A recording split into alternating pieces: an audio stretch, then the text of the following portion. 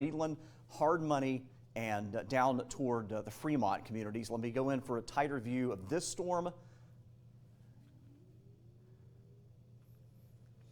Again, right now, the biggest concern is the potential for a spin-up tornado to develop. We don't see anything right now that is well defined as far as rotation with this storm at the moment. The problem is that we are in an environment where once these storms get going, they can turn severe and begin to produce a tornado quickly at any point. We do also have the potential for a little bit of hail here. This is just to the east of 1684.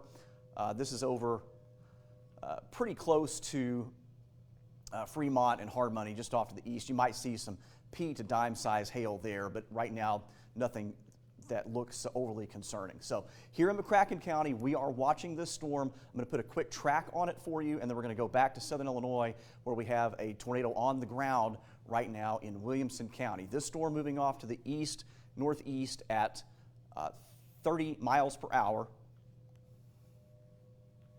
And so we'll track the part of the storm that carries the tornado warning, possible rotation here. As it moves off to the northeast at 30, Reedland up toward Ledbetter. Reedland at 7:03. It's already raining. You're getting rain and thunder, lightning there, but the part of the storm that has the rotation is still about 8 minutes away. Ledbetter at 7:11, Calvert City at around 7:23, Iuka at 7:38, and Tylene at around 7:47. Okay, so let's go back out for a view of the entire Local 6 area. We are also watching multiple tornado warnings out just to the west of our area in southeast Missouri. So if you're in southeast Missouri, we've got 2 or 3 supercell thunderstorms producing tornadoes. One of those out around Van Buren with a significant tornado warning tag there. So a heads up for you guys in that area. But let's go down here into southern Illinois. Tornado that is on the ground in southern Williamson County around the Creel Springs area. And this one moving off to the east-northeast at 30 miles per hour. The worst of the storm is to the south of Marion. Marion, you guys getting some heavy rain, but you're in the clear from the tornado warned part of the storm. It's going to go up near Creel Springs, likely just south of Crab Orchard, near and just to the north of Stone Fort. We really want to be watching this closely over toward Carrier Mills and up toward Harrisburg, because this storm, if it continues to rotate, will be moving into western and central Saline County over the next half an hour. And we have had, again, confirmed sightings of a tornado with this storm. Let me check out the wind and debris signatures here around the Creel Springs area. Still kind of a messy view on radar right now. I do believe we have, goodness, that Lenox storm is showing visible rotation. Yeah. Both on camera and in the chat. Okay. Yeah, we have had a wall cloud perhaps sighted here with this storm in McCracken County. So the storm there in McCracken is showing some signs of attempting to rotate. And also we've had emergency managers near Lake of Egypt in southern Illinois that have video as well of a tornado here on this storm. So the Creel Springs storm tornado warning continues on here for this storm. And you see very strong rotation now here off to the northeast of Creel Springs. This is moving to the east-northeast at 30 miles per hour. So let's give you another track on that and let you know estimated timing on arrivals here. Have to take the storm very seriously here in southern Williamson County and over towards Saline County. You guys are next in line for this potentially damaging tornado. Right there is the area where we see the rotation and the hook moving off to the east-northeast at 30 miles per hour. So that's going to put it near Carrier Mills at 7:15 and near Harrisburg at 7:25. So those two areas we need to be taking shelter shortly as this storm is on the way. Right now it is out over some fairly rural areas of Williamson County. And we'll go down here for a little bit of a closer view, some street level mapping, and kind of give you a better idea of where we have next in line for this storm. Again, right here, that is where you see the greens and the reds next to each other. That is where we have that tornado likely on the ground. Again, this is pretty rural territory out here. This is out near Moseyville Road, Inionhausen Road, Mosley Lane, and just some of the areas here near the Williamson and Saline County line going to be next in line for this storm. All right, let's head back down to western Kentucky and go back to our McCracken County storm and see what we have there on this. I'm concerned about this storm, even though we don't see a real well-defined rotation on radar. There is an environment out there right now that is conducive to quickly changing conditions. Storms can begin to spin and rotate rapidly in this environment. Looking at a couple things behind the scenes here. Sirens have stopped sounding here at the station. We do have, though, this tornado warning continuing on until 7:15 here for another 15 minutes for the Reedland area, Hardmoney, and Fremont. This storm is getting closer to the Reedland area. If you're on I-24, anywhere between exit 7 and exit 16, that's where the area of rotation may pass over the next few minutes.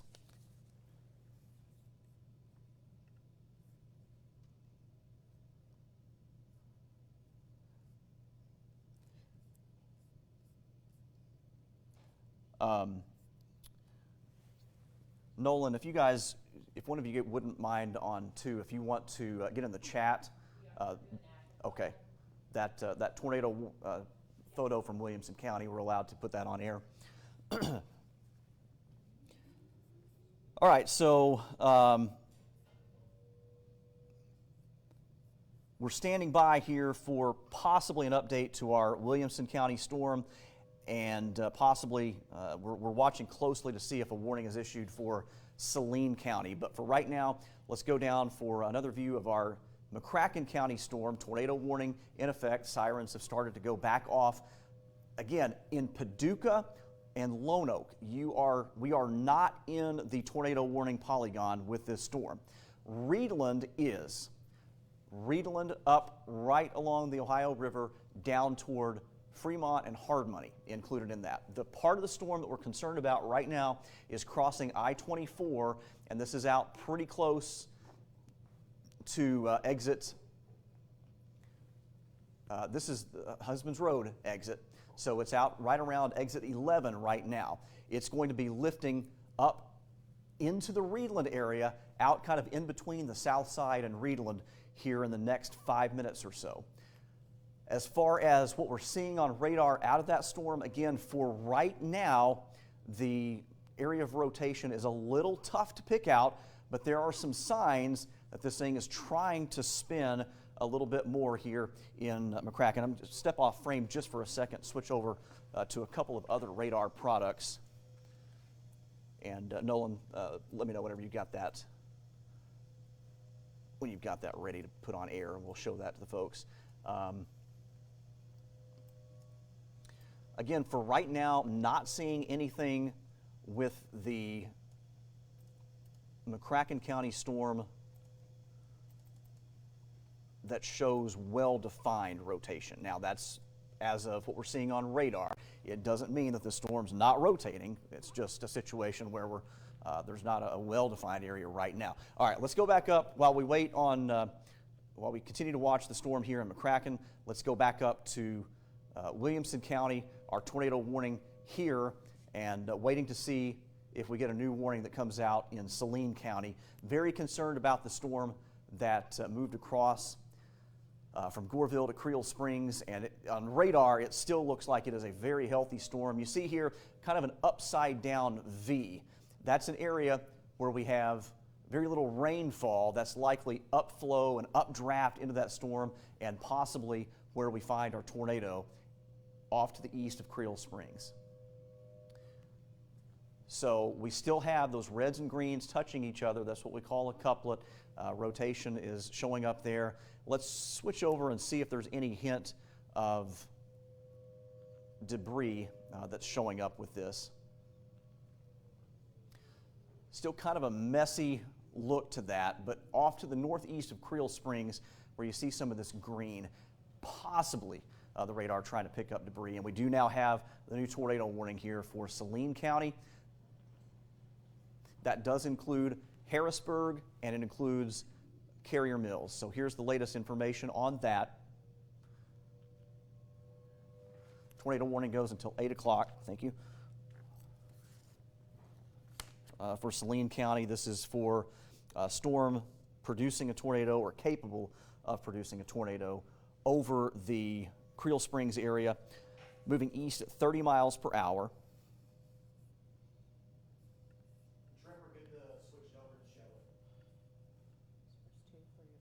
Okay, yeah, let's take source 2, if you can, just for a moment. This is what the storm looked like. This is from Whitney Bryan, and that was as the storm was moving near Creel Springs. That was, let's see, that was taken, or at least it showed up in the chat at around 6:52. So that was taken just a little over about 15 or so minutes ago. And again, this was in southern Williamson County, just to the north of Goreville. That's as that storm got started. Also seeing possibly either a wall cloud or possibly a funnel cloud out close to Old Mayfield Road with our storm in McCracken County. See, this is a very classic supercell tornado. We've got our lower, this is the wall cloud here where the storm is a little bit lower, that inflow notch, and then you've got a large wedge-shaped tornado that was on the ground. This was, again, almost 20 minutes ago near the Goreville and Creel Springs area in extreme southern Williamson County from Whitney Bryan. Appreciate that photo. Let's head back to Ultimate Doppler and Source 1 and give you an update here. Again, our tornado warning till 8 o'clock for Carrier Mills, Harrisburg, Muddy, and Stonefort. Currently radar indicated as, again, this is extremely rural area out here over southeast Williamson County. It's probably going to be tough to get a visual if there is a tornado out here, but we still have signs of rotation showing up with that hook echo, and you see those reds and greens next to each other right there on the Saline and Williamson County line. And just an New update warning. on the McCracken County storm had the tornado warning. They've extended it with a considerable tag, severe thunderstorm warning, and that continues until 7:45, up to $half size hail. Okay, so let's go back here. Also 70-mile-per-hour wind gusts. Okay, yeah, thank you. All right, so let's get you that info. Looked better earlier, but there was a wall cloud back here, and that's looking toward Reedland. Okay. All right, so the latest here on our warning for McCracken County and points eastward. This is now a severe thunderstorm warning, runs until 7:45, and this includes Reedland, Calvert City, Catawba, Ledbetter, down near the Sharp communities, and just to the north of Grand Rivers as well. This is for possibly 70-mile-per-hour wind gusts, 1.5-inch hail. So we're talking about possibly a little bit over quarter-size hail, possibly close to some golf ball size hailstones if this thing continues to increase in intensity. Considerable threat tag, damage may be done by wind or hail, and a tornado possible tag on this as well. This storm is moving off to the east, northeast at around 30 miles per hour.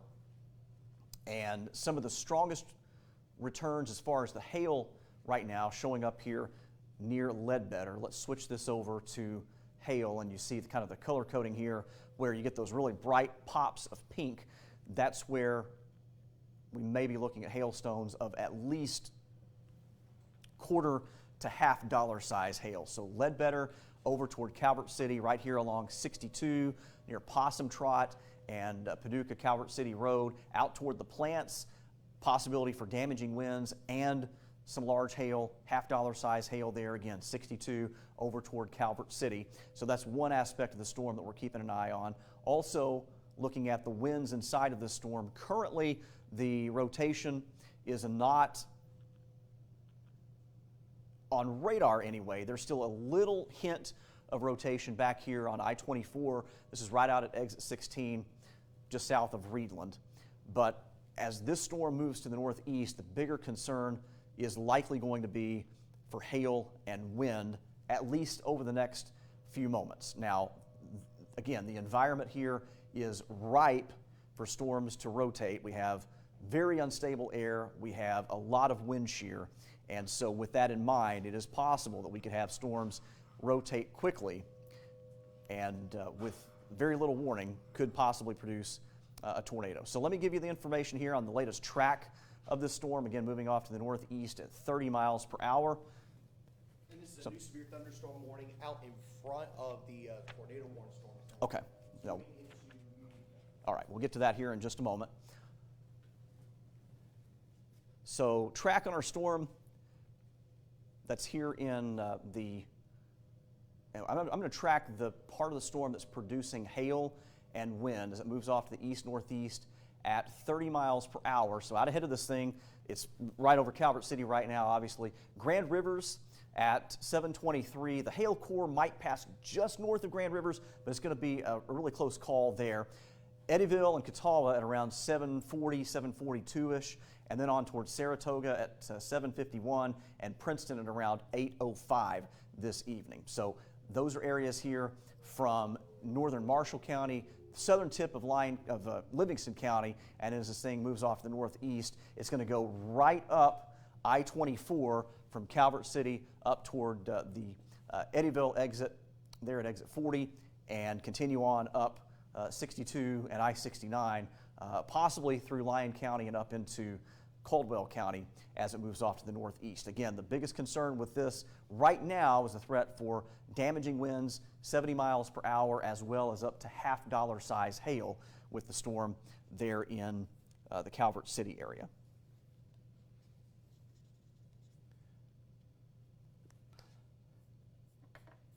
All right, so as far as our tornado in Williamson County, right now we haven't had a report recently anyway of anything confirmed. However, we have to keep in mind that this is very rural area up there, and near the Carrier Mills area is kind of where we're seeing the possibility of some rotation right now. So we're going to take you back to that storm.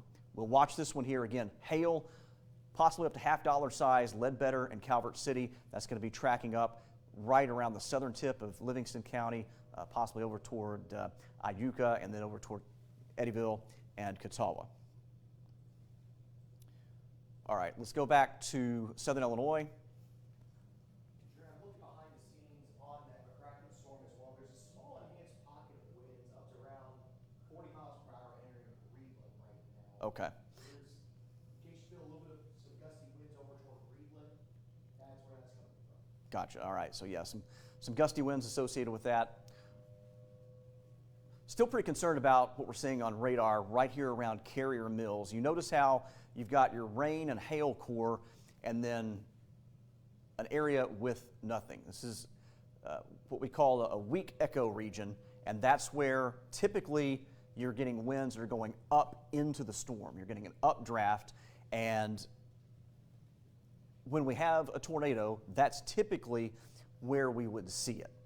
And if we look over here toward the velocity data, notice that there's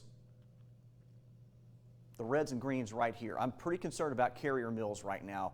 We haven't had anything as far as a sighting on this since it was back around Goreville and Creel Springs. However, there is some strong rotation showing up here right on 45 coming into Carrier Mills. Now, where does this thing go next? Let me zoom out just a little bit and we'll loop this so you can see kind of how the rotation has looked over the past hour. It's going to be a close call for Harrisburg. We certainly need to be going ahead and making plans to take shelter here. This is where the tornado developed, back near Goreville, moved over toward Creel Springs. Here's Carrier Mills right now. Unless it takes a sharp turn to the left, the tornado-warned part of the storm, the rotating part, likely will pass just south of Harrisburg here on Illinois 34, but it's going to be a close call for those areas. After that, it's going to be moving over here into parts of Gallatin County, so we want to watch this closely. But again, right now, the rotating part of the storm is likely going to pass just south of Harrisburg.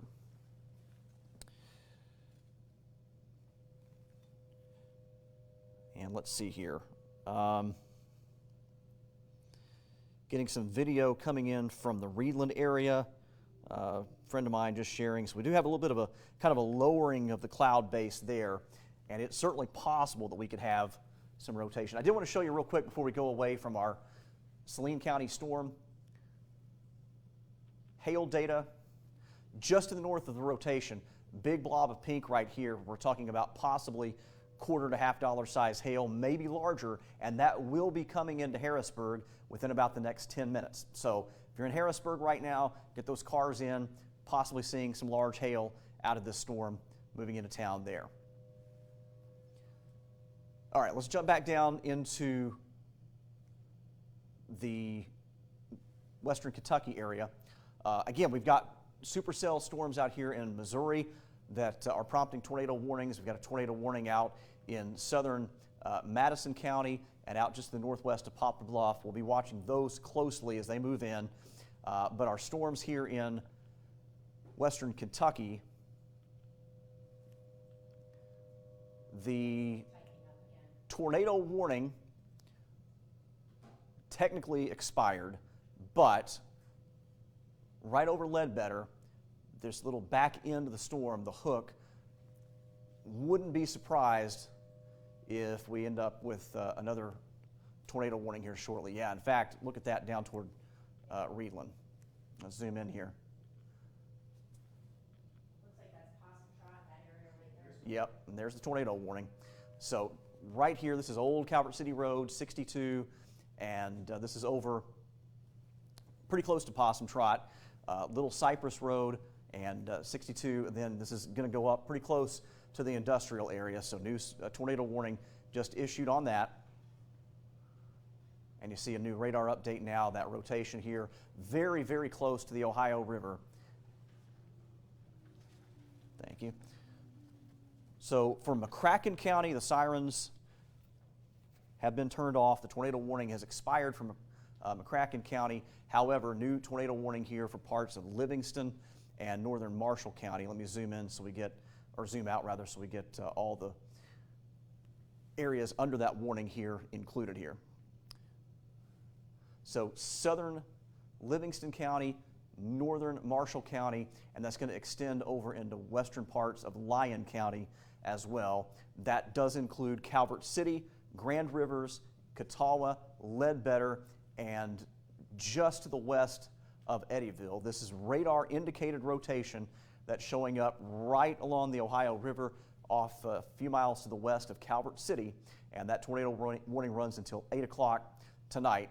And again, the storm has produced some hail, and we also are monitoring that potential here. You see hail core over toward the Calvert City area right now. Those shades of pink, probably where we're seeing at least some quarter-size hailstones, maybe a few up to near $half size. So the hail core here, and then the hook echo back around Ledbetter. That hook echo is looking pretty nasty right now. This is one of those storms that could possibly tighten up and produce a quick spin-up tornado with little to no warning. You see that hook right here around, this is Rudd Spees Road.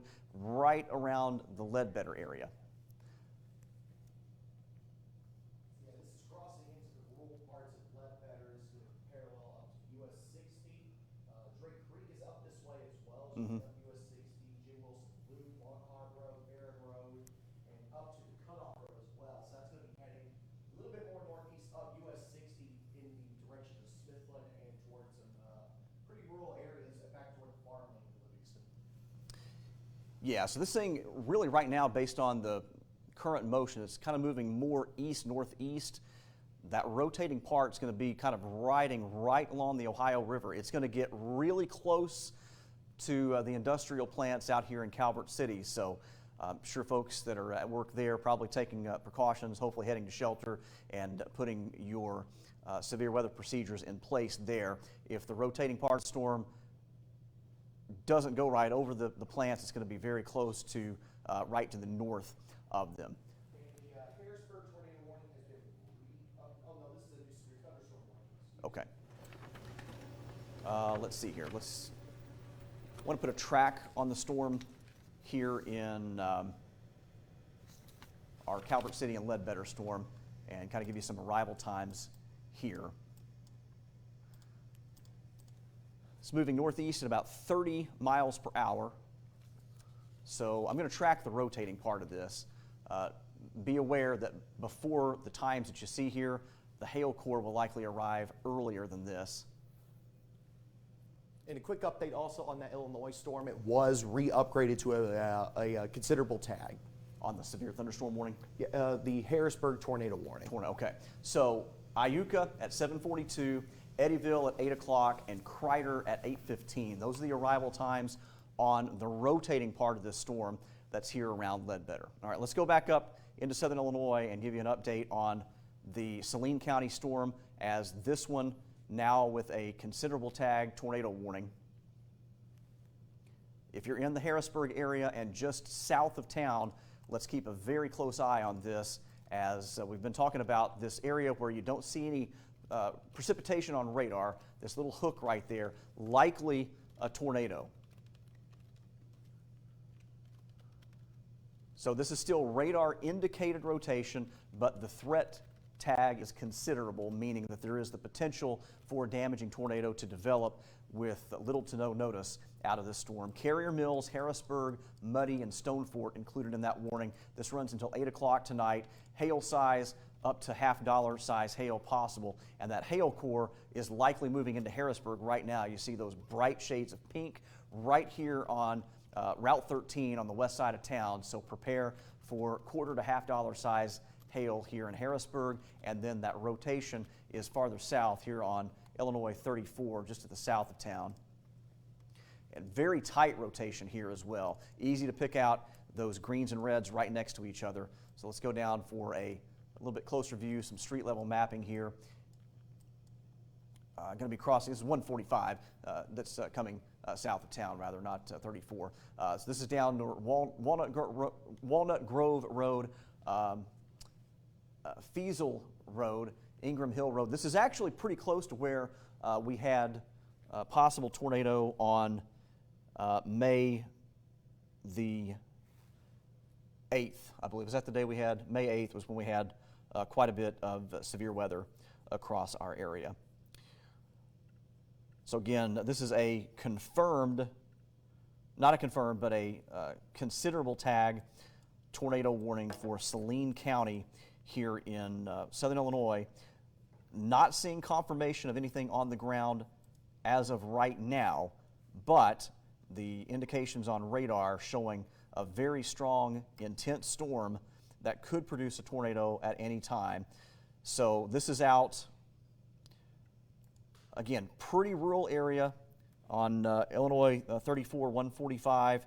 If you live out toward Pankyville, a lot of farmland out there, but you have the little community of Pankyville just south of Harrisburg. That is one area here that could be possibly in the path of this storm, and we want to take this one seriously. Again, let's look at the hail data here, because here in Harrisburg, the tornado warning, the rotating part of the storm is moving just to the south of town.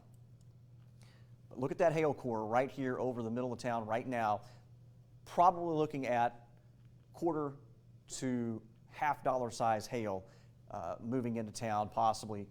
See those shades of purple out here on the west side of town around Highway 13, and that is where we have that hail core. But the tornado warned part of the storm is just a bit farther to the south, just to the north of Mitchellsville Road, Walnut Grove Road, right along Highway 145 and 34 here, just to the south of Harrisburg is where we have that rotation right now. All right, let's go back out. We have to just kind of bounce around here. We're tracking multiple storms in our area. And again, if you're in southeast Missouri, we've got storms coming in here. We've also got a severe thunderstorm warning up north of Carbondale. I'll get to that here in just a second, but I want to go back into our storm in the Calvert City area with a tornado warning here.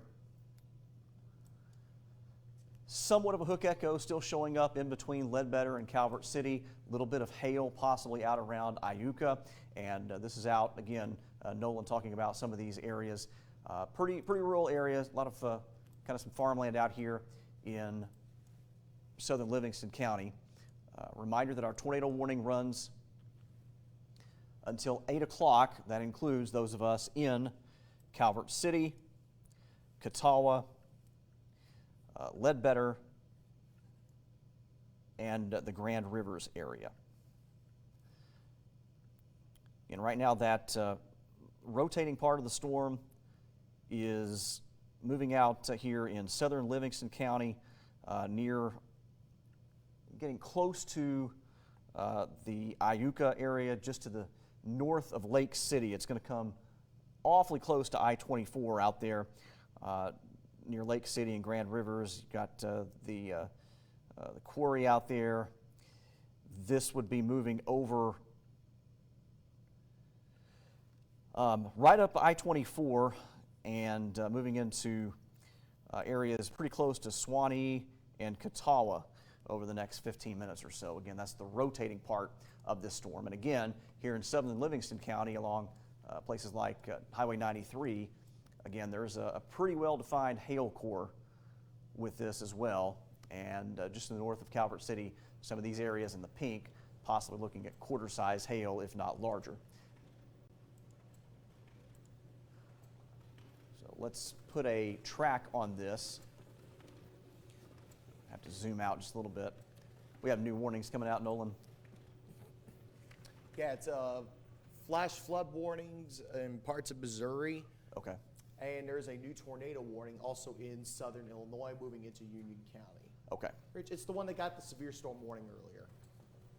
All right, so you notice our storm here, again, the part of the storm that has some possible rotation just to the north of Calvert City, and so let's put a track on that. With this track that I'm going to show you, be aware that I'm tracking the part of the storm that has rotation. Out ahead of it is where you're going to have the possibility of some hail. So the part that's rotating right now, moving off to the northeast at around 30 miles per hour.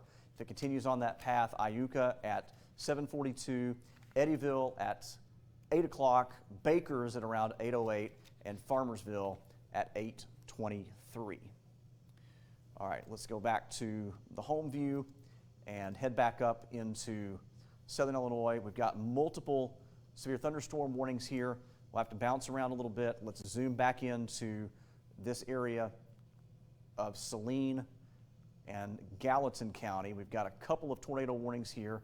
Considerable tag tornado warning for Saline County. This runs until 8 o'clock.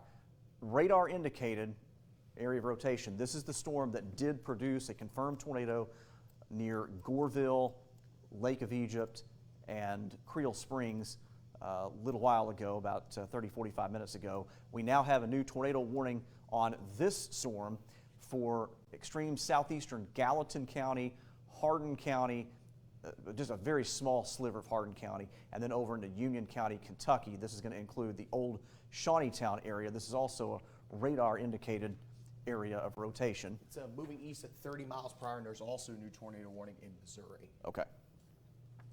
It's from the line of storms that's starting to move into Missouri and Illinois now. Gotcha. So the tornado warning here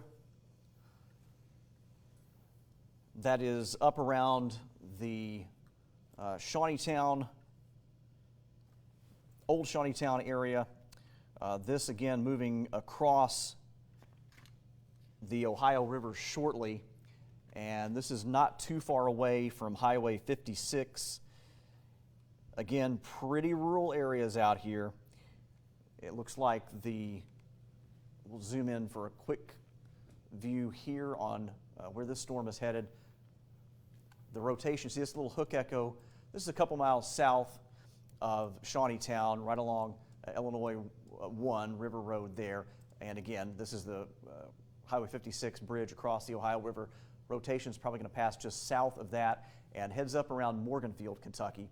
If this storm holds together, it will be moving very close to your area here in the next 15 to 20 minutes. Before we move away from that storm, let's look at the velocity data here.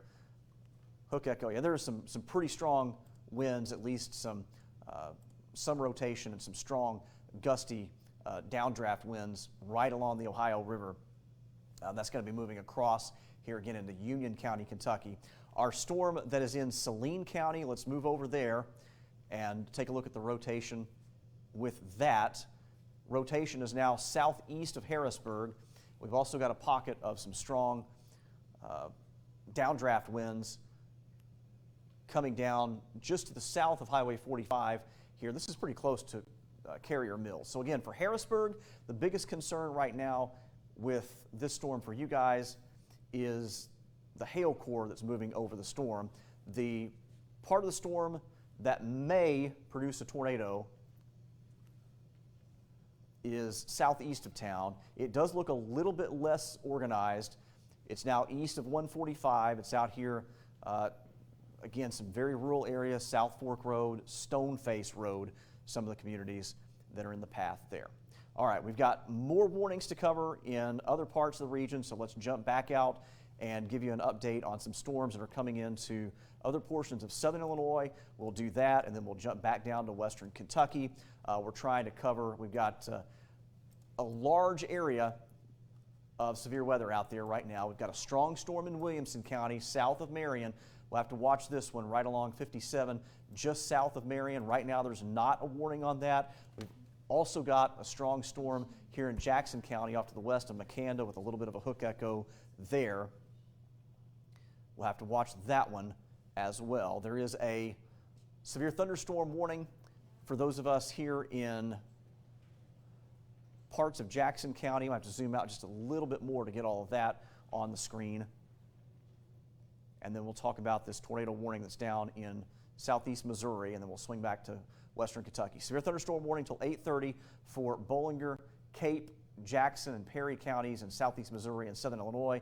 DeSoto, Marble Hill, Murfreesboro, Perryville, some of the towns included in that. Wind speed 70 miles per hour up to quarter-size hail with these storms. That's the line of storms you see here from near Marble Hill up toward the Perryville area. Those storms moving off to the east at around, do you have a speed on those storms, Nolan? I'll 55 miles per hour, and the southern half of that line is 45. Okay, so 55 miles per hour here on the line of storms from Perryville down toward Marble Hill. Let's get a quick track on that, and then we'll go back down to our tornado warnings that are in western Kentucky and southeast Missouri. So squall line here, again, from out in Bollinger County up toward Perryville, moving east 45 miles per hour. So Marble Hill at 7:38, storms right upon you at the moment. Jackson 7:56, Cape Girardeau at 8:09, Carbondale at 8:10, and Anna at around 8:21. This is mainly going to be for a damaging wind threat as well as the threat for some large hail out of those storms. All right, looks like we've got another new tornado warning over here in parts of western Kentucky. We'll get to that in just a second. We are following, there's also a tornado warning northwest of Poplar Bluff, right on the very edge of our region. We'll keep an eye on that. But the tornado warning here in western Kentucky continues on for those of us in portions of Lyon, Livingston, and northern Marshall County. Again, this storm producing some very heavy rain, possibly some hail here in southern Livingston County, out around Iuka. Some very heavy rain, possibly some hail over toward Catawba. And we've got an update here on our tornado warning in southern Illinois for Gallatin County. We'll get to that here in just a moment. If you are just joining in, just a recap here, tornado warning continues until 8 o'clock for Calvert City. The worst of the storm has passed Calvert City. Ledbetter, you guys also, the worst of the storm has moved on. But Grand Rivers and over toward Catawba, there's been some rotation. Rotation's not really terribly well defined with this storm right now. Let's switch that back over here. We get reports out of damage out of Goreville and some roads down there. Looks like the fire department's already there to start accessing to get rid of trees and debris. Okay. All right. That was from the storm that was about an hour ago, touchdown around Goreville. There's still at least some hints of rotation out here, not too far away from Cutoff Road, 453, and Highway 60. This is out in Livingston County, a couple miles to the west of Iuka, but nothing that just is really jumping out to us at the moment as far as really strong rotation. There's also a little hint, possibly just to the north of Grand Rivers. But right now, the bigger concern, I think, with this storm, some gusty winds and some hail. You see here the hail core on this storm. And we've got a new, looks like a new update on the tornado warning that went a little bit farther north. Iuka, that's where we find the hail core, possibly quarter to near $half size hail. That's going to be moving across areas probably just to the northwest of Eddyville and Catawba here in the next few minutes. Switch back over to regular radar. New tornado warning now for portions of Crittenden, Livingston, and Lyon County. So this is a severe thunderstorm located pretty close to Calvert City that is capable of producing a tornado. A couple of different areas of rotation that's showing up here, as well as some pretty strong gusty winds near the Calvert City area. And so, kind of looking at behind the scenes here. You guys seen anything on chat recently about any new information? Did see $half size hail southwest of Harrisburg, pea to nickel size hail covering the ground. Looks to be about the same from what you're seeing. Okay. A couple of other photos are rolling into the storms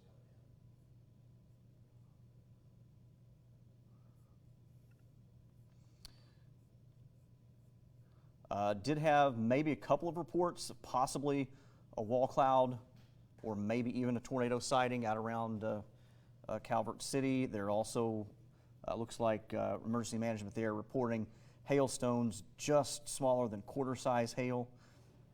There was reporting nickel size in the Reedland area from that. Okay. All right, so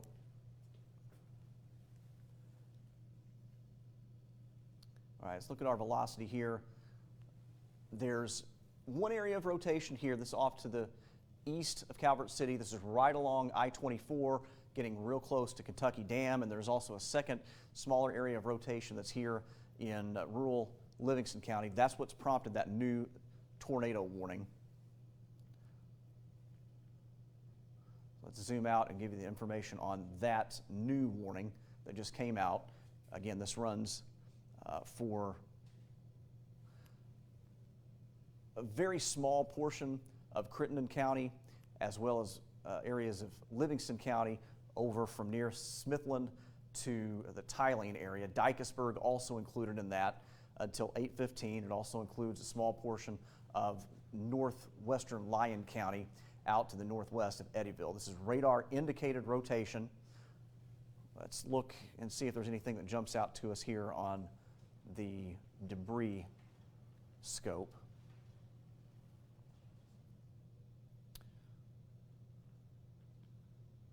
really nothing that we're seeing showing up here. So again, this is radar indicated rotation with this storm. Let's do a track on it and show you where it is headed next.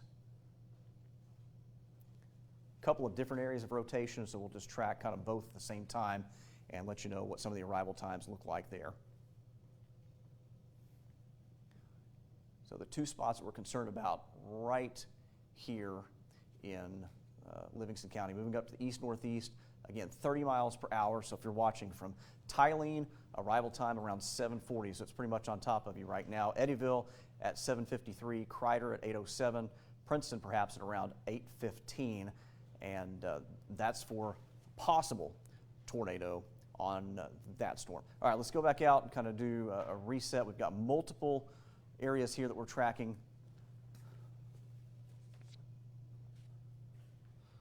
Some new severe thunderstorm warnings in southern Illinois. That was from a few minutes ago. Okay, so we did have Jennifer. At least a funnel. Yeah, Jennifer just sharing a friend of hers, a funnel cloud that was reported out pretty close to Possum Trot.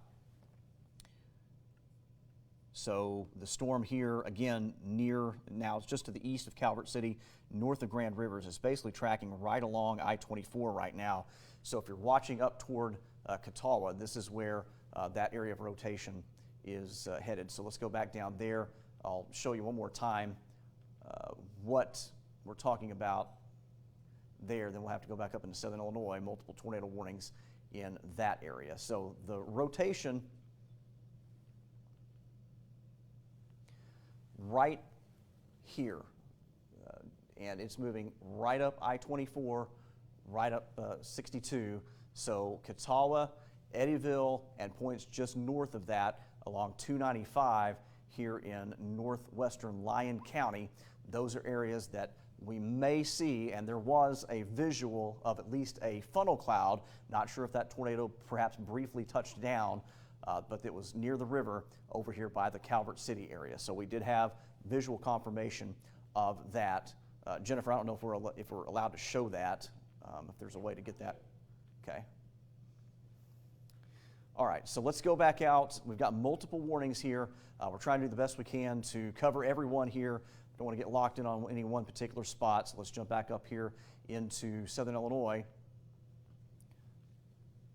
And we've got multiple tornado warnings here. We've got a new tornado warning for folks in southern Williamson County and northern Johnson County. This is until 8:15 for Creel Springs and New Burnside. Radar indicated area of rotation here that's just now crossing I-57. Let's look at the winds with that storm. And that's a pretty healthy area of rotation. There's also strong rotation right here on the Saline and Gallatin County line. I believe that's also a new tornado warning.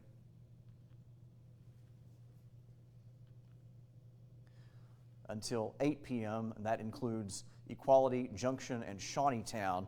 Radar indicated rotation there, as well as quarter-size hail. We did have reports of hail covering the ground in Harrisburg, in addition to a few isolated hailstones that were up around $half size with the storm that came in there.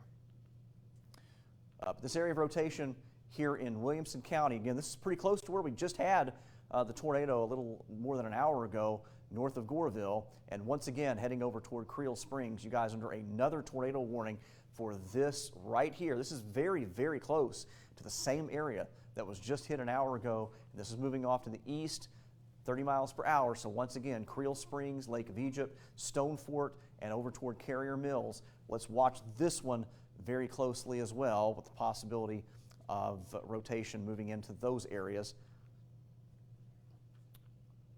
Let's zoom out here, and again, we'll put a little track on that storm moving east at 30 miles per hour. So here's our warned part of the storm. Arrival times: Creel Springs at 7:40, Stone Fort at 8:06, Carrier Mills at 8:14, and Ledford at around 8:19. Let me switch over and check out the hail potential of some of these storms as well. You see a little pop of pink here in between Marion and Creel Springs. That's where we may have potential for up to quarter-size hail, and that is going to be, Let's move that camera around just a little bit. A few miles off to the northwest of Creel Springs, likely just to the south of Crab Orchard, some of those areas that may be looking at hail with that storm. Hail core with our Saline County storm is now up toward El Dorado, so between El Dorado and Equality, possibly looking at some anywhere from pea to quarter-size hail with that storm. And then we've also got a little hail core on our storm over here that's just to the west of the Morganfield, Kentucky area as well.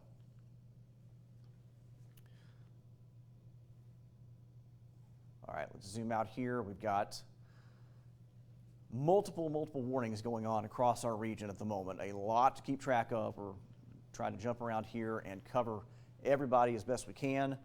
There is a tornado warning out here as well up toward the Webster County area, so we'll have to keep an eye on that. Doesn't look like a really impressive area of rotation right now.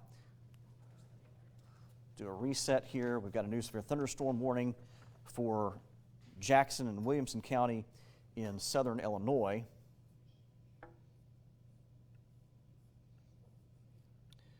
So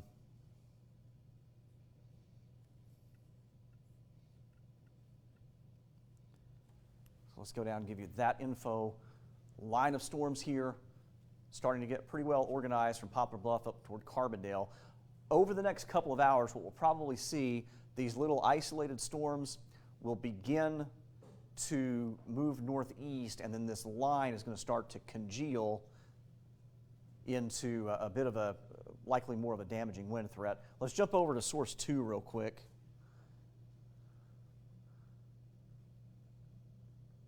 Funnel cloud, this was near Sharp, Kentucky. So you see here, little lowering there, but this lowering of the clouds here, this was, any idea what the timestamp on that was?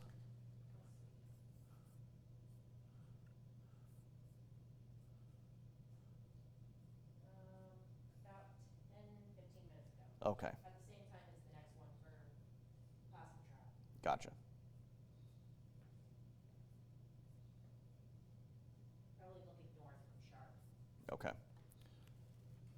Yeah, so funnel cloud here around the Sharp area. This is looking off to the north, probably out in the direction of Calvert City, again, about 10, 15 minutes ago. So that's the storm that we continue with a warning on. Right now, the rotation is right along I-24, moving up from Grand Rivers toward the Eddyville, Catawba area.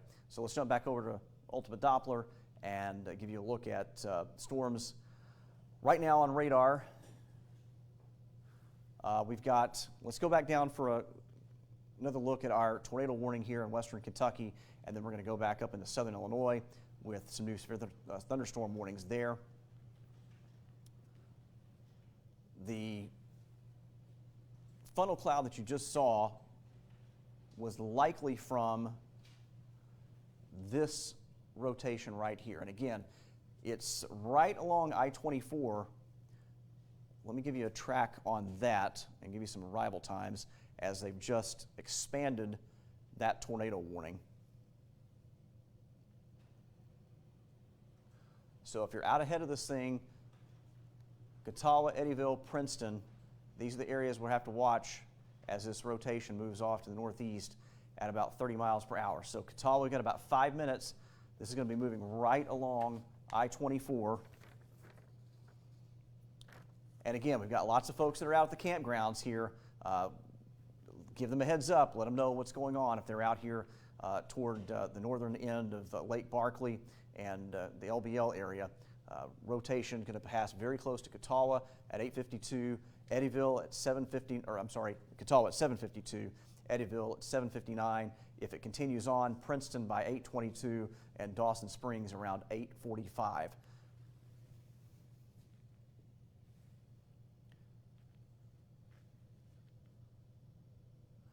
And it's a little interesting, we do have maybe some debris that's showing up here. You see this flash of yellow right there. That's actually just to the north of where the rotation is, but some possibly indicating that we may have a little bit of debris showing up in that storm. We also have some very strong rotation showing up near the Creel Springs area of southern Illinois, so we need to jump back up there. Let me look at one more thing here on our storm coming into Lyon County. The rotation probably looks to be passing just to the north of Catawba, kind of in between Catawba and Dykesburg. So again, that's one of the many storms we're watching here at the moment. Let's go back up to the Creel Springs storm. This is a blanket warning for the severe coming in from the west. Okay, gotcha.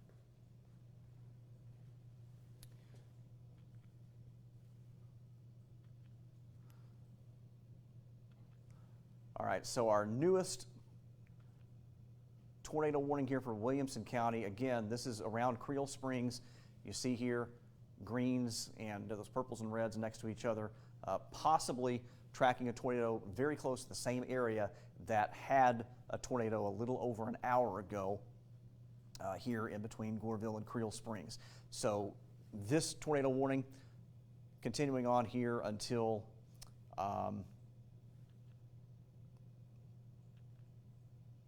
8:15 for Johnson and Williamson County. Okay, let's zoom out here. We do also have several severe thunderstorm warnings that we need to cover. One of those here in Jackson County in southern Illinois. We've got a line of storms that's coming in from the northwest. Severe thunderstorm warning here that's just to the south of Carbondale, including the McCanda area and southwestern Williamson County, kind of from Crab Orchard Lake south into some of the areas, the winery areas out here. 60-mile-per-hour winds and up to half-dollar size hail, in addition to a little hook echo that's showing up here near McCanda. We'll have to watch that real closely because that could also spin up into a tornado at any moment here shortly.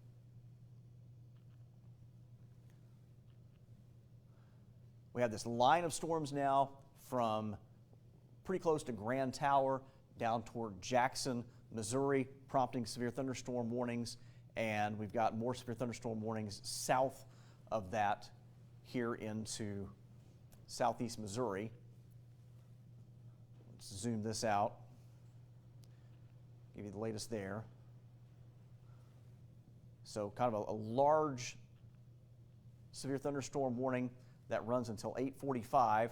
Notice that we have the considerable tag, the possibility for damage from wind, and the tornado possible tag here, 70-mile-per-hour winds. This includes parts of Bollinger, Cape, Stoddard, and Wayne County, Advance, Marble Hill, Poplar Bluff, and Puxico included in this severe thunderstorm warning for the possibility of damaging winds up to 70 miles per hour. And let's loop this here so you kind of get an idea of where these storms are headed. So after these isolated supercells, they're going to start to move northeast. This line of storms is going to begin to pose a damaging wind threat as it advances in from the west over the next few hours. That's what we have right now out over southeast Missouri, and we'll continue to see that evolve into southern Illinois and western Kentucky. For folks in northwest Tennessee, not much going on for you guys at the moment. We're just kind of playing the waiting game. Nothing to tell you about here in Tennessee, but you see those blues right here from northern Cape County back into Bollinger County. That's where we're seeing some of those straight line winds, possibly up to 60 to 70 miles per hour showing up on the velocity data. All right, let's go back over and check on our storm that's moving into Lyon County. Fredonia, Eddyville, likely seeing some hail out of this as we switch back over to our hail tracker.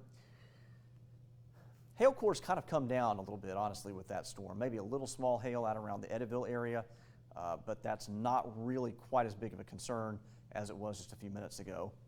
But there is rotation showing up here right over the Catawba area and near Eddyville.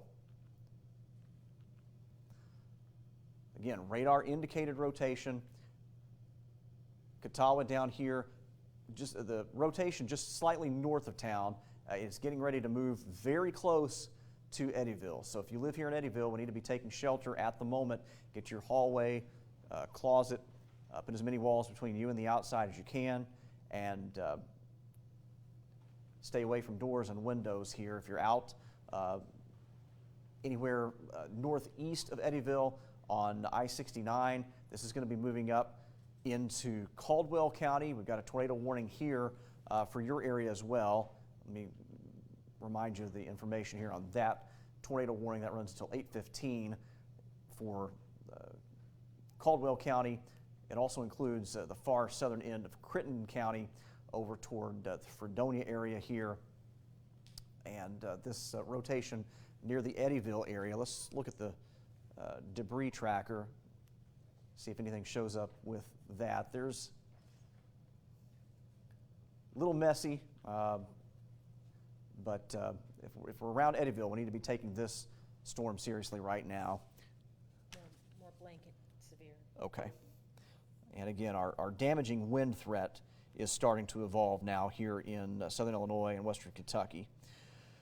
That rotation north of Catawba is looking a little more intense now. It is north of the interstate, north of I-24. It's going to pass very close to Eddyville. So if we're in Eddyville right now, we need to be taking shelter. This is a pretty intense looking area of rotation that's coming into town right now. All right, we've got several new counties under severe thunderstorm warnings. What you got? All right. Bear with us here. A very, very busy severe weather night here across the area. Okay.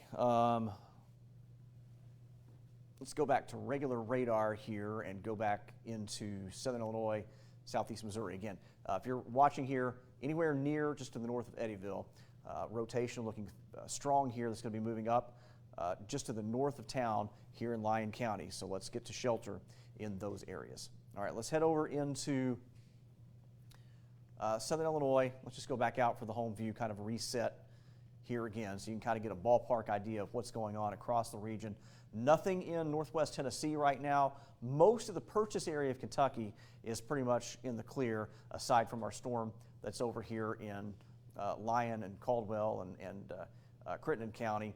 We've got this line of storms that's starting to really take shape from Carbondale back near Cape Girardeau, Dexter, and Poplar Bluff. These were areas that were hit this morning with those very strong winds, hurricane force winds around Dexter and Sykeston early this morning. And so let's get you the latest on some new warnings here. There's a little bit of a CC showing up just to the right there. Yeah. Okay. Possibly, Jennifer's showing us, and we saw this just a second ago, just a little hint possibly of some debris near the Eddyville area. So Eddyville, Kentucky, we really want to take that tornado warning seriously here. Possibly some damage showing up. The severe thunderstorm warning, this includes, I'll take this information off so you can see, but Alexander, Jackson, Union, Williamson County, 70-mile-per-hour wind speeds, considerable threat tag, tornado possible. And again, you see that goes from near Carbondale down toward Anna and Cape Girardeau. We've also got this line of storms with damaging winds possibly back near the Dexter area in southeast Missouri. Let's actually zoom in here and get a closer look at that. So several areas here, Marble Hill up toward Advance, Jackson, all along this line here, the potential exists for up to 70-mile-per-hour wind gusts as this storm system races off to the east at about 50 miles per hour. All right, let's go back over here. I want to show you that little area that possibly had a little bit of debris here around Eddyville. So you see that hook echo that's right over town. And you notice here there's just a little spot just to the northwest of Eddyville. That's where possibly it's trying to pick up on a little bit of debris being lofted in that storm. This is from Hoptown too, or yeah, from Hoptown. Okay, yeah, and it shows up on a couple of different radar sites here. So again, this is out pretty close to the Eddyville area. Kind of list off, let me go back over here and kind of get a little better idea of exactly where. Just north of the interstate at least. Yeah, it's over just to the north of I-24.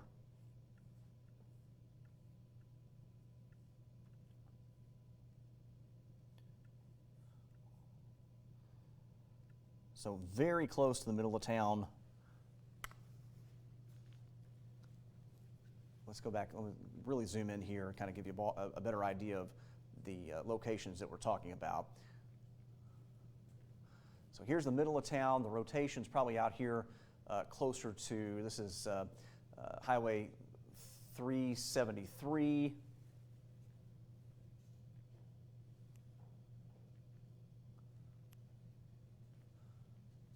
That's going to be moving over toward Jenkins Road.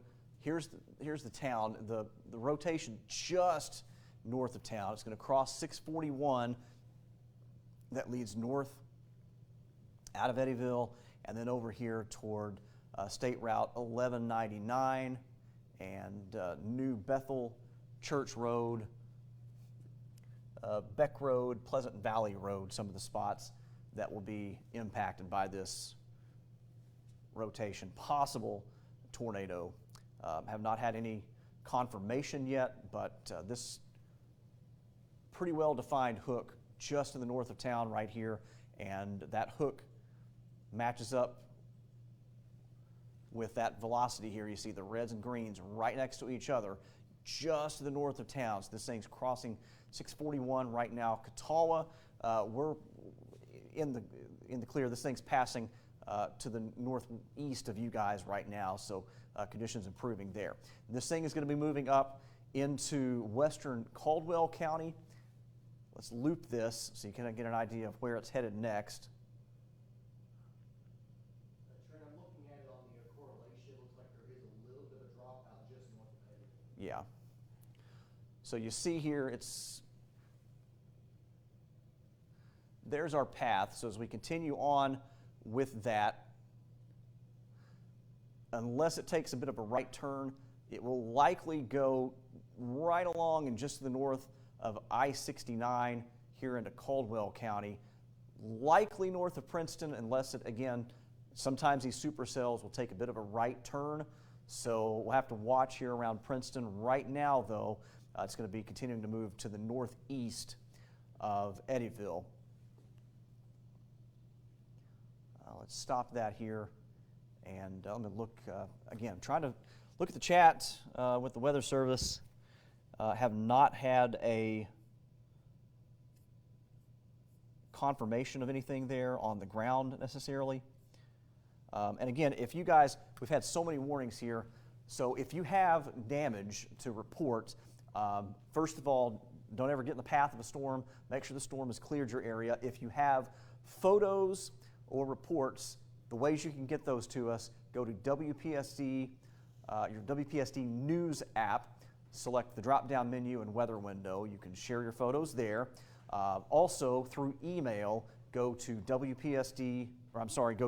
newstip@WPSDlocal6.com. That's newstip@WPSDlocal6.com. That's the email address to send those into. And you can also share your photos and reports to our Facebook fan pages, Trent Okerson, WPSD Local 6, meteorologist Nolan Kane, Jennifer Rukavina, storm specialist. Those are our Facebook tags, and you can share your reports with us there. As we have the opportunity to, we will check those. It's been a very chaotic last hour and a half here, so haven't really had a chance to jump on Facebook just yet to get those reports. Our newsroom is monitoring WPSD, so they Okay. are looking to see if any photos are coming in on that Facebook page. So. Okay, yes. You can also, we are live, of course, on Facebook, and you can share your comments and photos there. The newsroom is keeping an eye on that. All right, so we have kind of an evolving threat here over the area. We still have some tornado warnings but we also are starting to see the threat for damaging winds become a little more apparent across the region. Let's give you an update here in Williamson County. There was a tornado warning issued for rotation that started up here near Creel Springs. That rotation has really started to kind of fall apart, not very well defined. There's a little hint of rotation here near Carrier Mills in Saline County, so we'll keep an eye on that. But we're starting to see some of those pockets of strong gusty winds here in Williamson County. Over toward the Marion area, some radar estimates of over 50-mile-per-hour winds with those storms. We are getting a viewer report of rotation with that storm in the Catawba area. Okay. So visible rotation within that storm. Rotation, but no funnel cloud. It looked like there might be some lowering, but not real clear. Yeah, it never touched the ground, but it was trying to drop, and it just kept going back up. Okay, so some possible rotation, but nothing that touched the ground here. Let's see. Actually, just saw a video that came in here. Yeah, looks like a wall cloud. It's rotating, but the cloud base not getting down to the ground. Also, a photo from the Calvert City area, some lowering of the clouds, but nothing reaching the ground there. So these storms, they do have some elevated rotation. They're just not quite touching down.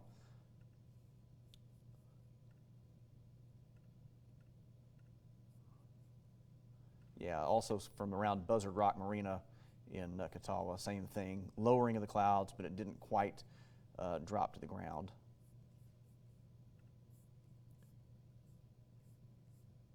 All right, so all your photos, we appreciate. We are seeing them, and it is we've got so much going on here. We'll attempt to try to get a few of those on air as we can, but with multiple warnings, that's our top priority right now. I wanted to kind of give you a reset here. So we've got our tornado warning here.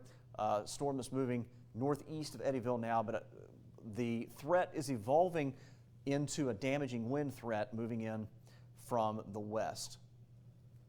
We've got multiple severe thunderstorm warnings here with areas from Carbondale down through Cobden, close to Anna Jonesboro, Cape Girardeau, back toward Poplar Bluff. These areas where you see the greens and kind of the bluish white colors, that is where we have some wind speeds possibly up to or over 70 miles per hour. This is just like what we saw this morning. Now keep in mind, at this area, the radar is sampling pretty high up, about maybe 3,000 feet above the ground. Okay. So these are some strong winds that are coming in, possibly some 60 to 70 mile per hour wind gusts doing damage, perhaps from Cape up toward Cobden and the Carbondale area. Severe thunderstorm warnings in effect there. And when we go back down to the Eddyville storm. Yeah, the velocities are really starting to pick up in the last couple scans. Yeah. Oh yeah, this is really starting to look quite a bit stronger than what we had just a couple minutes ago. So let's go down here and zoom in a little closer. Again, some pretty rural area out here. The strongest rotation just to the north of the interstate now, off to the northeast of Eddyville. You see here, very easy to pick out those strong winds here. Reds and greens next to each other. This is Beck Road, Pleasant Valley Road as you cross over the county line. That's over into Caldwell County. Guy Bell Road, and then over into the Crider community. Old Fredonia Road, right along and just to the north of I-69 is where we're tracking that strong rotation right now. In the reflectivity, there's a little bit of a ball showing up on there as well now. Yeah, let's go back here to the regular radar. And yeah, that is very concerning. So that may end up being a debris ball. Let's see if that matches up with our debris tracker. A little messy, but there's definitely,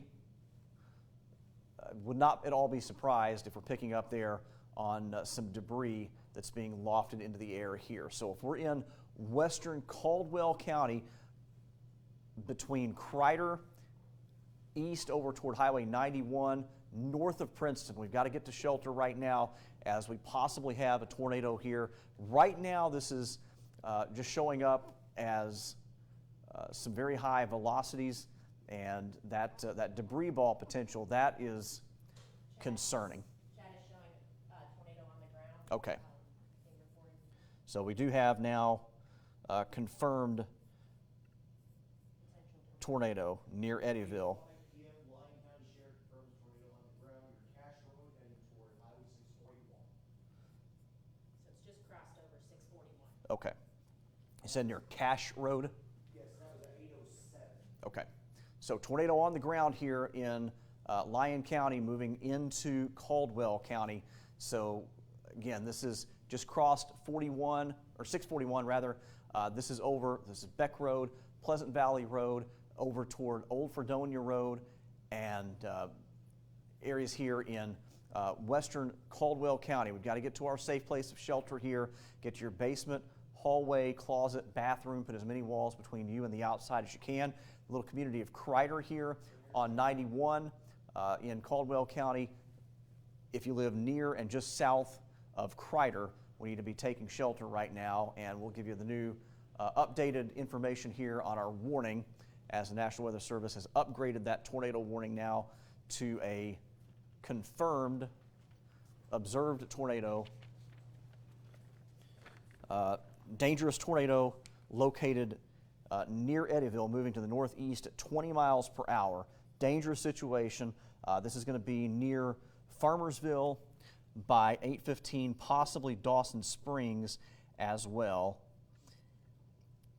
Some of the other little areas that are going to be included in this, it's really out here toward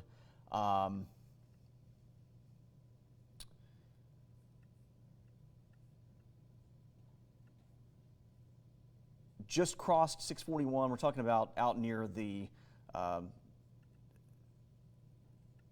Dykus Cemetery, McElroy Cemetery.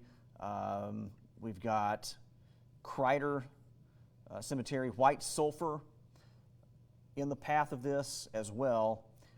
Again, this is some pretty rural area out here in western Caldwell County. But again, this is our confirmed area, the tornado on the ground here. And as we look at the debris track, we're going to see a little enhanced area here right there near Eddyville. That's where we're picking up on debris being lofted into the air with that storm. Let's go down here, turn on the regular radar, and we're still seeing that debris ball that's showing up here.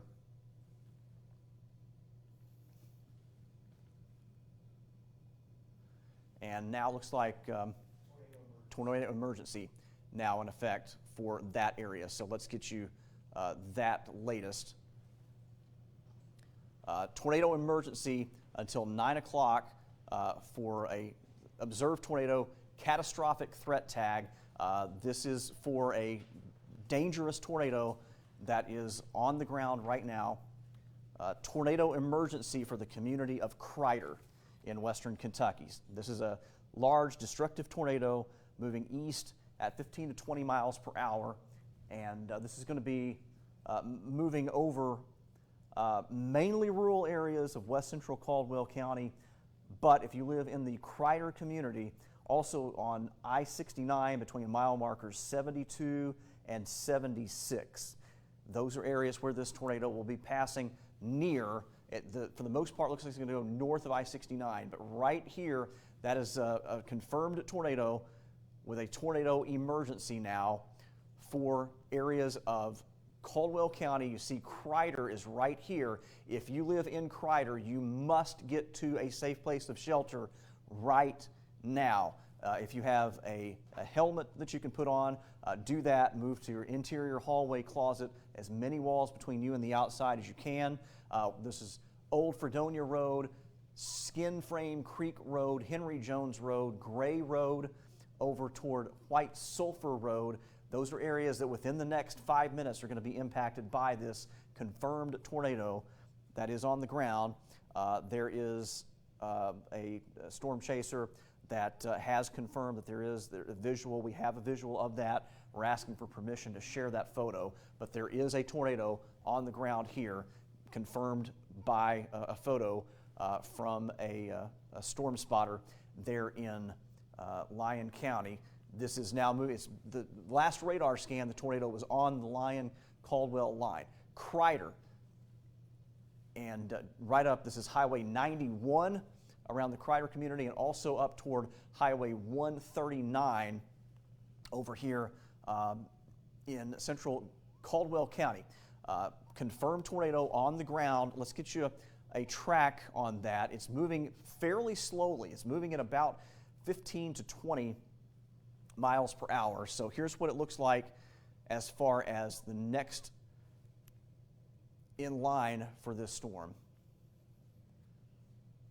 This is going to be near Farmersville. It's going to be a very close call for folks in the Farmersville area.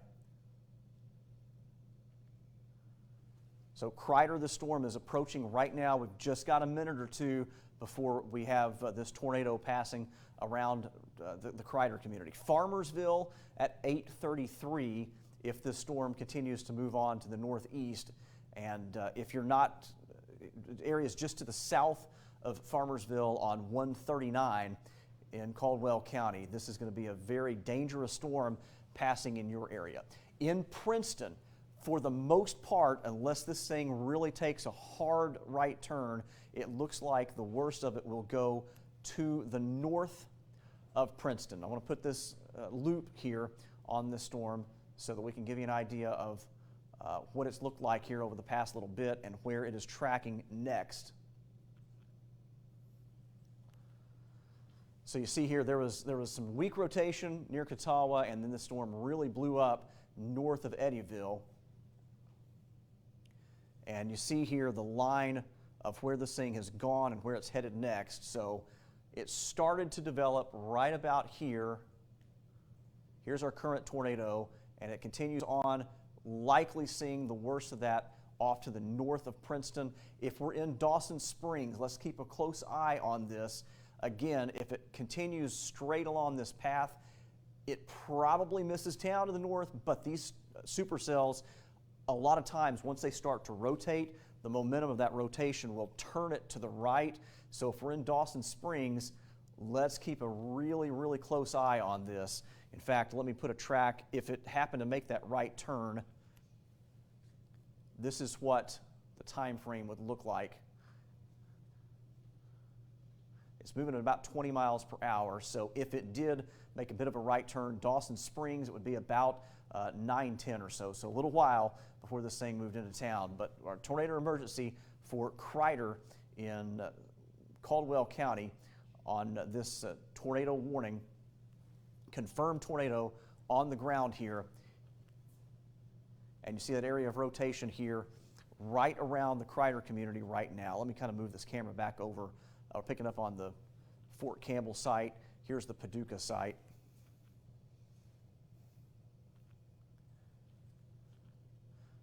And Jennifer, Nolan, if either one of you guys have anything new, feel free to jump in. So it looks like we do have a photo potentially of the tornado. Jennifer, did they allow us? No, not yet. They did not? Not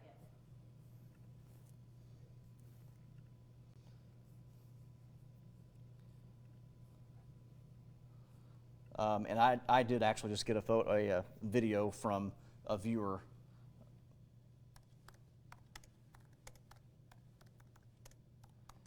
of the tornado on the ground very close to the Eddyville area. I'm asking if we can have permission to share that. But this was just sent in within the last couple of minutes.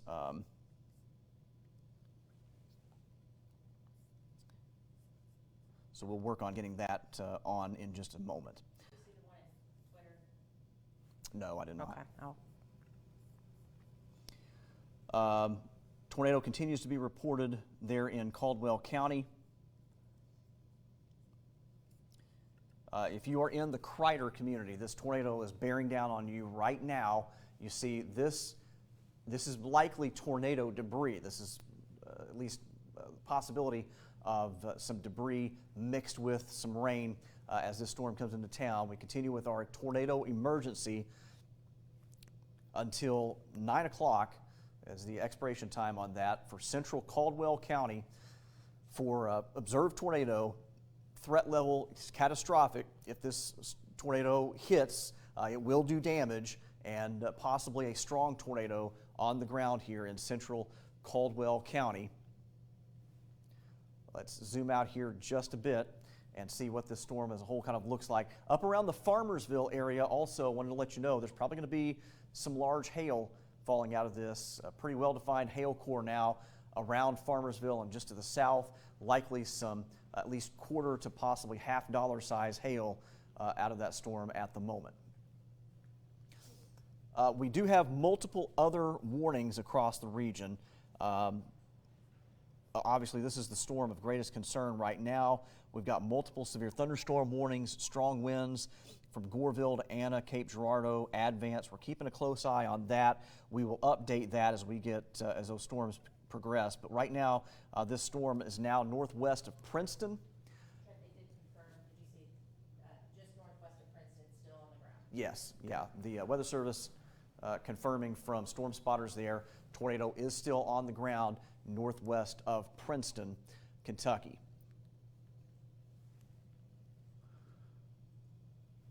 We're starting to get over here into an area where we bounce between the Paducah and the Fort Campbell radar site, so the data is a little messier in that area. Looks like the Interstate 69 between mile markers 71 and 90 will be impacted by that, just to the north. Yeah, so just to the north of the interstate here. Let me zoom this back out just a little bit. So Crider, the interchange where there's a Y in the road here, 139 shoots off to the north and 91 shoots off to the west. The tornado is going to pass very close to or just to the north of that Y. That's near Pidcock Road and Carrier Hill Road. Also over toward, or I'm sorry, that's Carmer Hill Road, a little tough to read that. Briarville Road and off to the north of Madisonville Road. That's the area that we're tracking here. This potential for a strong damaging tornado moving just to the north of Princeton. So let me zoom the camera back out here a little bit. Again, the worst of the rotation right here around the Crider area. Princeton, you guys are under a tornado warning, but this storm right now, the worst of it is just to the northwest of town. It's not very far away from the middle of town. So from the center of Princeton, this tornado only about perhaps 3 to 4 miles northwest of the middle of town. New tornado warning out in Pope and Johnson counties in Illinois. Okay. All right, so new tornado warning here. Pope, Johnson County, we've got a severe thunderstorm near Vienna, moving east at 55 miles per hour. And that is capable of producing a tornado. Right now, this looks like a radar indicated area of rotation. I'll get to that here in just a moment. Of course, we're continuing to watch. We have a tornado emergency for central Caldwell County. We want to stick with that. That rotation is near Buncombe, just in the north of Vienna. So if you live from Vienna to Simpson, Eddyville, and Dixon Springs, those are areas that may be impacted by the storm that's prompting the tornado warning there. Around 8:30 arrival time in Dixon Springs. So I'll get to that here in just a moment. We're going to stay locked in here on this storm as we have an ongoing tornado emergency for central Caldwell County.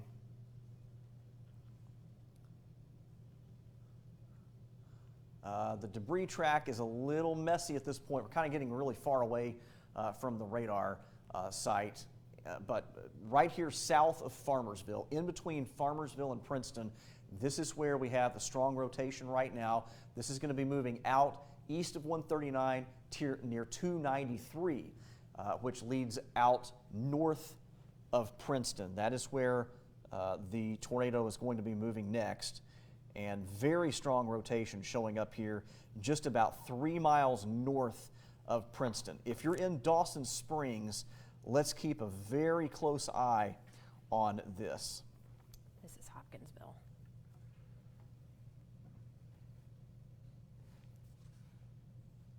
Okay. Definitely a CC drop out there. Yep. So again, some pretty rural areas out here.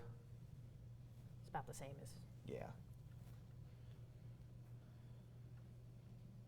This is out right now, kind of moving out near the Phelps Creek area of Caldwell County.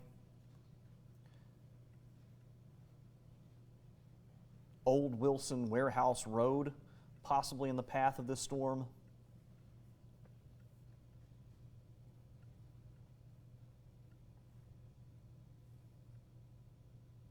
And again, Highway 293 out here a couple miles north of Princeton in the path of this.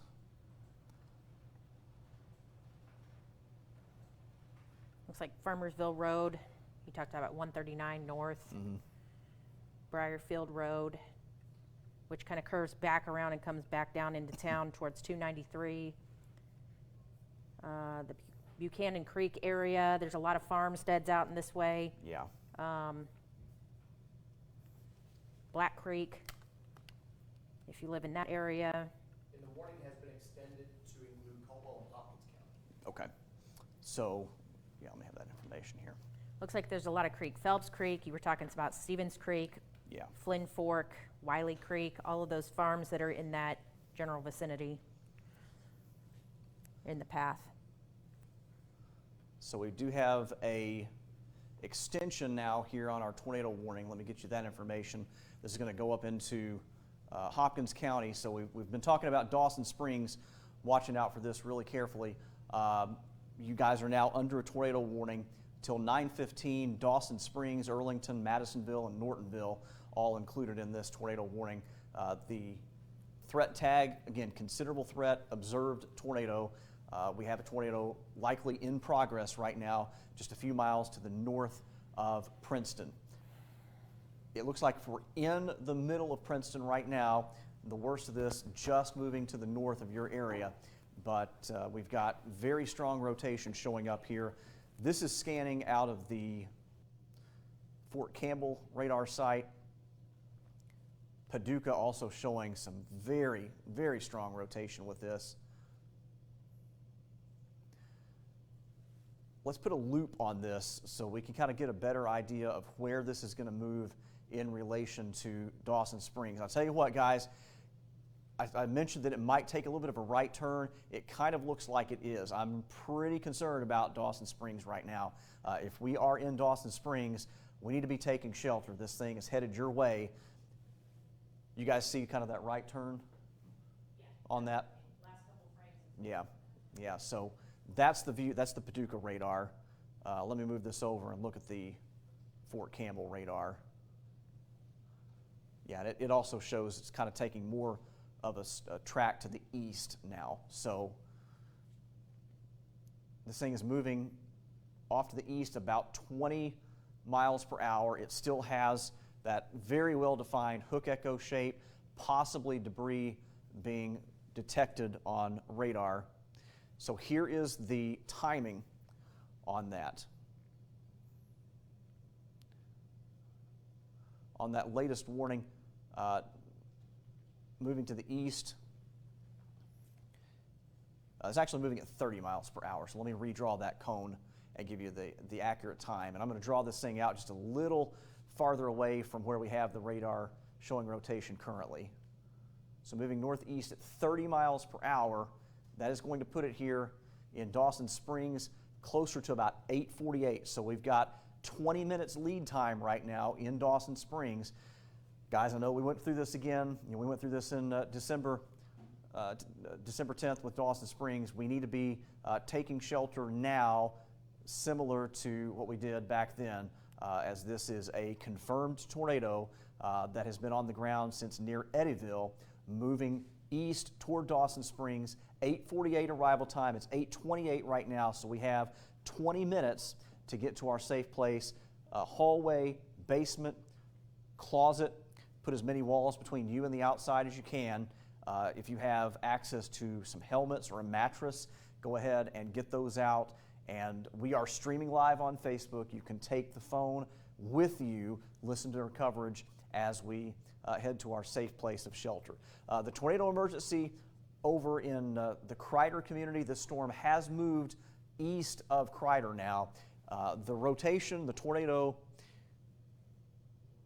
from the center of town in Princeton is about 3.5 miles north of Princeton right now, and again is moving east over toward Dawson Springs.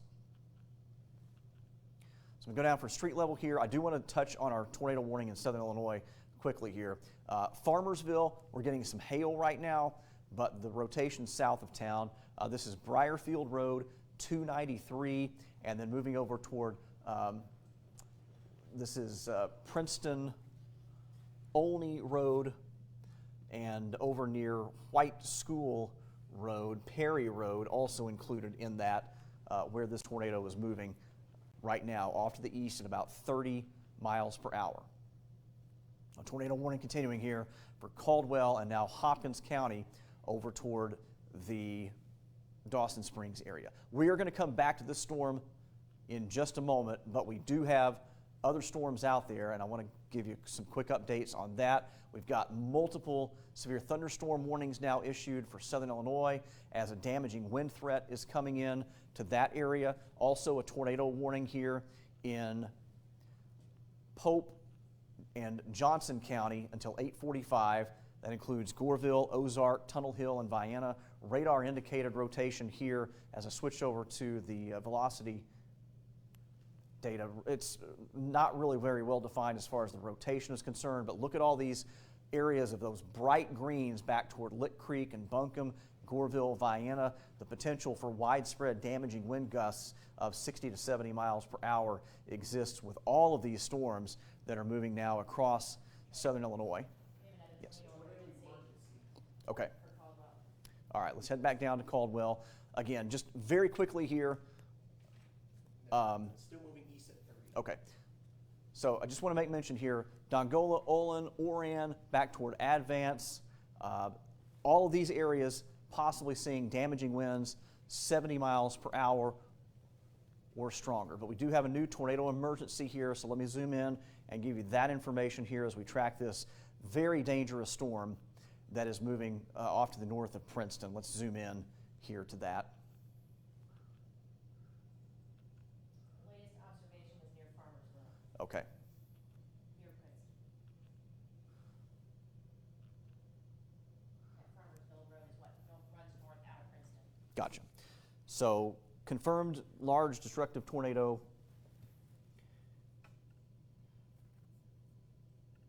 on the ground near and just to the north of the Princeton area near Farmersville.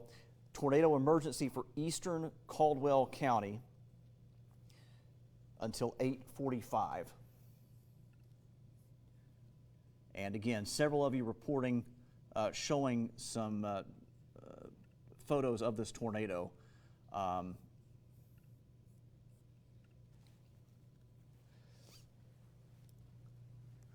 So tornado emergency here. Again, this is near the Farmersville area. And we've had multiple viewer reports of that tornado on the ground out here in Caldwell County. Princeton Olney Road, this is where we find that very strong rotation right now. It's crossing Highway 293. It's going to be moving over here near Long Beach Road, White School Road.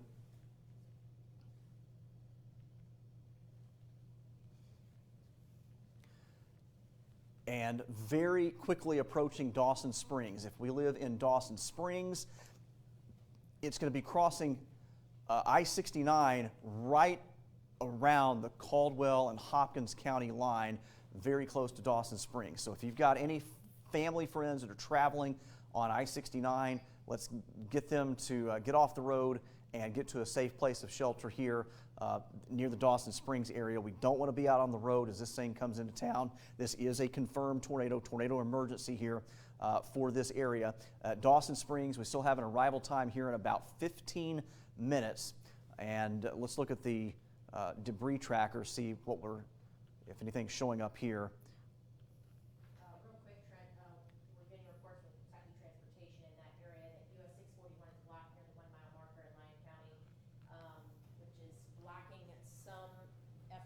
get to the path of the tornado. It's just north of that location, so encouraging all folks to stay away from that area as crews are out and about. Okay. Trying to get to damaged areas and any people that might need help, so please stay away from that area. Okay. At I'm this getting several photos on my Facebook page. I'm going to give you guys let me write out my login here so you guys can get that information. If you all would just log in and start efforting some of those photos.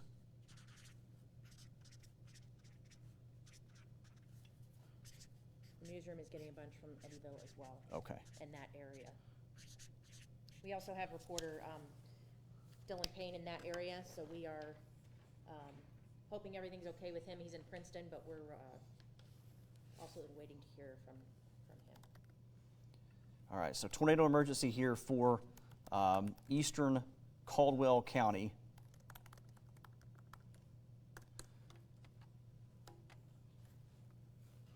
This is a very strong tornado, likely an EF2 or higher, that is moving here very close to the Dawson Springs area within the next 15 minutes. Let's put a loop again on this. As this storm is coming in here, you see it passing just in between Farmersville and Princeton, and now moving up here, some pretty rural areas out in Caldwell County. Latest, it looks like now that the current track of this is going to be very close to Dawson Springs, possibly passing in between Dawson Springs and Charleston here in Hopkins County. If we're in Charleston, Dawson Springs, and on I-69 here just to the north of Dawson Springs, this is the area where we are very concerned about this tornado on the ground. We've had multiple reports, photos of that tornado as it moved across Caldwell County. If we're in the Charleston community and Dawson Springs, you have to get to your safe place of shelter right now as this storm is coming into town within the next 10 minutes in those areas. We have 10 minutes or less now for Charleston and Dawson Springs. This storm is picking up intensity and is also moving a little bit faster as it comes in here into Hopkins County. Again, our tornado emergency is in this area of bright purple, catastrophic observed tornado out here just a few miles to the northeast of the Princeton area. Tornado warning for Dawson Springs, Charleston, and up toward the Madisonville area until 9:15 with this.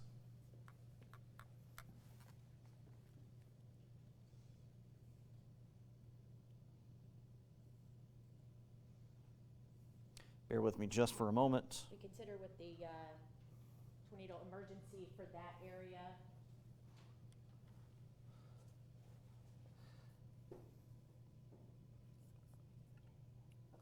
We do have a timeline of photos from Eddyville ready. If Okay. you want us to take those, you want me to read over some of those while you? Yeah, let's let's do one more track here on this, and then we will share a couple of those photos that we've just gotten in. This is moving again to the northeast at around 30 miles per hour. Catastrophic tornado possibly that is moving near Dawson Springs and the Charleston communities here in western Kentucky. So possibly damaging tornado moving off the northeast at 30 miles per hour as it continues to move on to the northeast. Dawson Springs, arrival time 8:48, so 10 minutes now. Charleston at 8:50. It could impact either of these communities. If this storm takes more of a right turn, it could move right across Dawson Springs. If it takes a little bit more of a northeasterly track, Charleston will be in the path of that. Morton's Gap at 9:13, Nortonville at 9:16. Unless this thing really turns off, it's going to miss Madisonville to the south. Tornado emergency now Yes. includes Hopkins County. Yes, so here's our latest tornado emergency that includes Charleston and Dawson Springs. Okay, reminder, a tornado emergency that is a level above a regular tornado warning. Tornado emergencies are only issued when we have an observed tornado that is confirmed, that's on the ground, that's doing damage. A tornado emergency means this is a life-threatening situation. That's what we're dealing with here in Charleston and Dawson Springs right now. The last time we had tornado emergencies issued for these areas was December 10th. This is a very powerful tornado that is ongoing right now, getting ready to move across the Caldwell-Hopkins County line. If you live in Dawson Springs or Charleston, you have to take shelter right now. Move to your basement, hallway, interior, closet. Put as many walls between you and the outside as you can. If you are if you have access to a helmet, a blanket, a mattress, put that over your head. Protect yourself from flying debris if this tornado impacts your area. We want to make sure that our head is protected.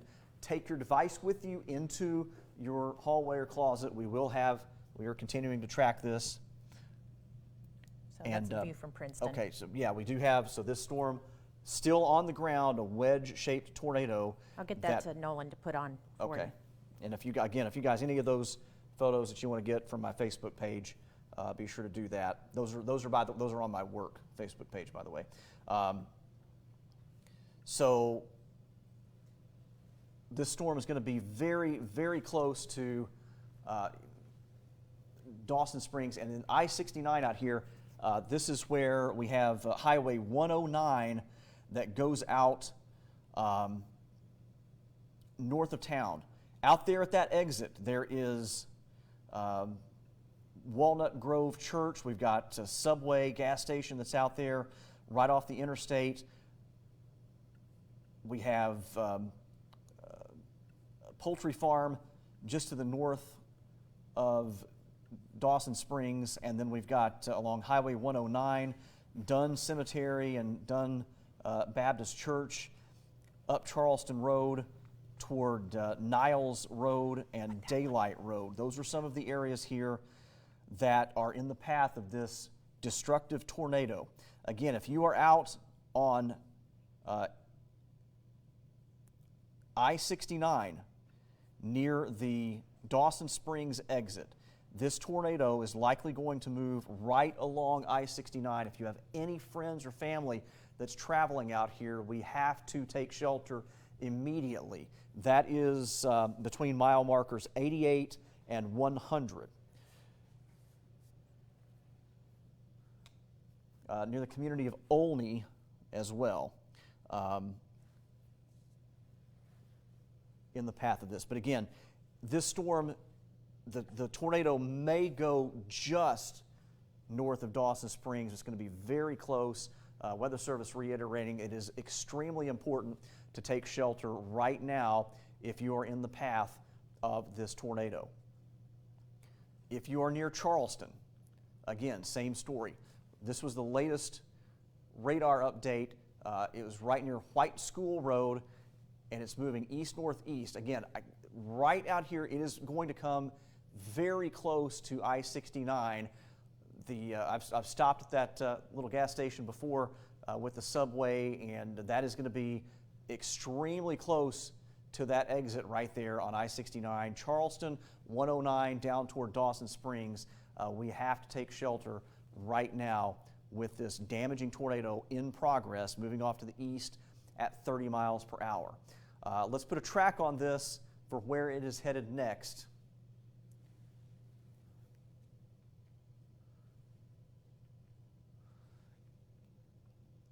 So that tornado is right on the county line right now as it moves off to the east-northeast at 30.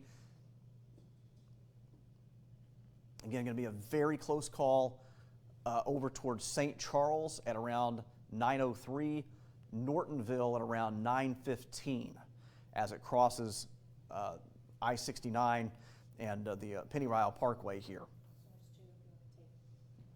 All right, let's go over to Source 2.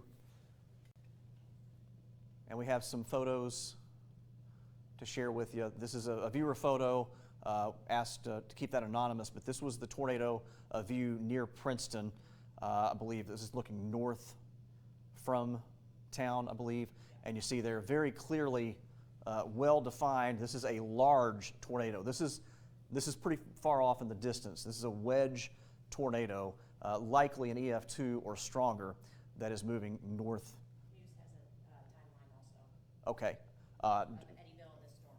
Okay. Do we want to, newsroom, you guys want to quickly pop that up if we have that available?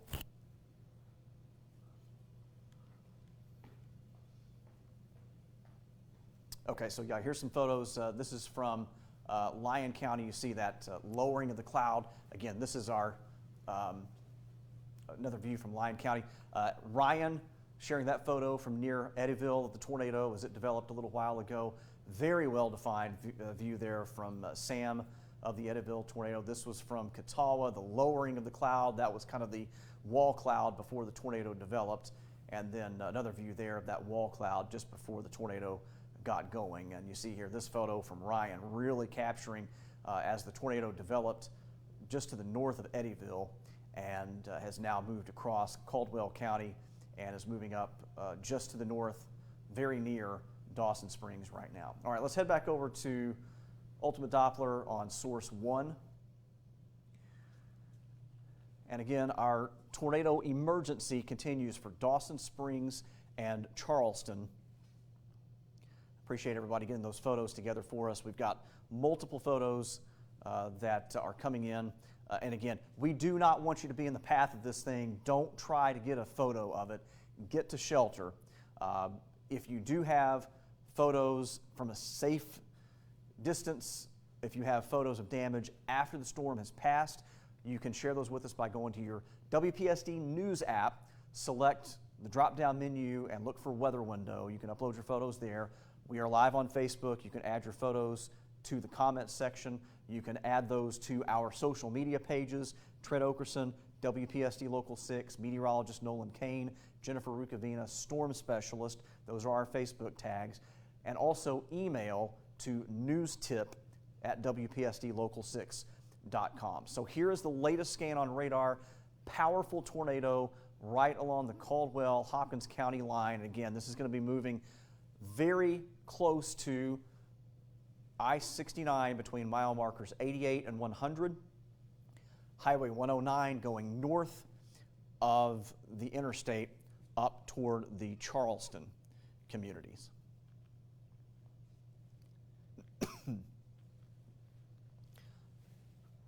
All right, let me quickly look behind the scenes here at some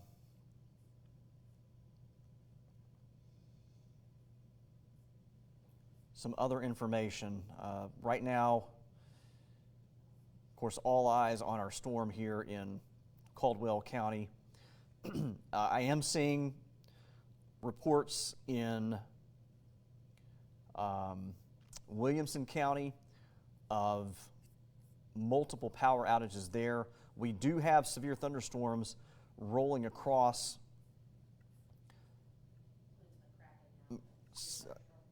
Multiple severe thunderstorm warnings in effect now as a line of damaging winds is approaching the Ohio River from the northwest. Strongest winds right now from Vienna to Karnak, Olin and Tams, Mounds, on down toward Morley, Bell City, and Bloomfield in southeast Missouri. We do have a severe thunderstorm warning that's in effect for multiple counties across western Kentucky. I'll get you that information here momentarily. We don't want to go away from our warning here, tornado emergency for Charleston and Dawson Springs. Let me read off severe thunderstorm warning for central Pulaski, southern Massac, southeastern Alexander, Carlisle, northwestern Hickman, Ballard, McCracken, northwestern Graves, Mississippi County in Missouri, and New Madrid County in southeast Missouri, with 60-mile-per-hour winds and quarter-size hail coming in from the northwest with the line of storms there. And we've also got probably some enhanced wind gusts up around Rosiclare and parts of Hardin County in southern Illinois. Also looking at the threat for 60-mile-per-hour wind gusts from Rosiclare to Golconda, Karnak, and back toward the metropolis area. But we will stay with our tornado here, as it is on the ground just north of Dawson Springs, and right now is probably right along I-69.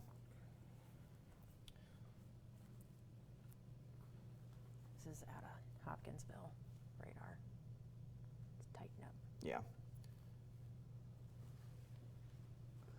All right, so let's go here. Let me move the camera around just a little bit and see if we switch over. It kind of looks like there's a large debris field associated with it still. Yeah.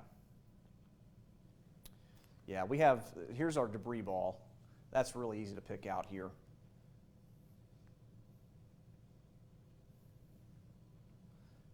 And that debris ball here, again, this is Dawson Springs. It looks like it's really going to be more of a close call for Charleston and just to the south of Charleston on 109.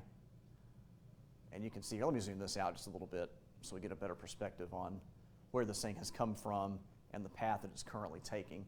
So this was out, debris ball that was out just to the south of Farmersville and right up here into the Charleston community. So the tornado here is just very close to I-69, the intersection of 109, Highway 109 and 69. So if you are in Charleston right now, a dangerous, life-threatening tornado is extremely close to town. You have got to be in your safe place of shelter there. That's in Hopkins County. Dawson Springs, just north of town, is where this tornado is passing right now. And again, this is moving off to the east at about 30 miles per hour, so over toward the St. Charles and Nortonville areas. We're going to have to watch this over the next few minutes as a dangerous tornado is continuing to make progress there into those areas. This tornado started almost about an hour ago off to the north of Eddyville. It really ramped up as it came near Crider and moved across Caldwell County and is now here in the areas of Dawson Springs and Charleston. And also now with this storm, it's likely now that we're going to be seeing, it's now nighttime, you're not going to be able to see this storm. Yes. As well as now look at the rain coming in front of that debris wall. That means it's starting to become a little bit more rapid rain as well, so you will not see it either way. Please get into shelter immediately if you're in front of this storm as well. Yeah. And yeah, right here, this is, see that area of green? That's right, this is I-69. Large debris field right now here with this being picked up on radar. This is Charleston here, of course Dawson Springs here, so that debris field going right along the interstate, I-69 there, just to the north of Dawson Springs. That is a very well-defined debris signature here on radar. So unfortunate situation here with this tornado on the ground here in southern Hopkins County, just to the north of the Dawson Springs area. Looks like they removed Caldwell from the emergency. Yeah, the tornado emergency. That's Hoptown. Yeah. Looks like some of the returns in that rain might be actual debris as well. Yeah, yeah. On the south side of that. There is a hail threat with this as well, probably a pretty large hail core off to the southwest of Madisonville. Certainly, you know, we could be looking at quarter to $half size hail here. This is up to the northeast of Charleston. It's going to be moving near Earlington and pretty close to the Madisonville area, those shades of purple, where we have possibly some quarter to $half size hail. But our tornado debris signature here is very close to Charleston right now. If you're in Charleston, Kentucky, you have to be in your safe place of shelter now, as again, it's nighttime. Probably not going to get a visual on this, but we are seeing debris right here, just right along I-69, maybe just to the north of town. Charleston, 109. Let me kind of look at yeah, goodness, it's, hate to see that. Let's say a prayer for the folks that are in the path of this thing here in Hopkins County. Right along 109, again, that's Charleston Road, several homes in the path of this as it moves just to the north of Dawson Springs, just to the south of the community of Charleston.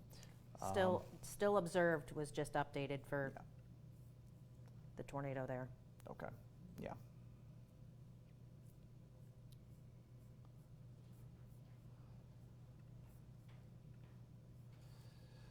All right, so from where the storm is located right now, as it moves to the east, the good news is it is extremely rural area as it moves east from its current location.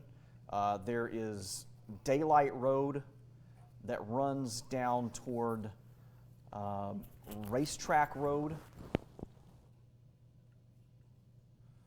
There is a church, Star of Bethlehem Church, that is out to the east of this location. But again, from this point on, the storm's going to be moving over some very rural areas as it moves east of the Charleston community.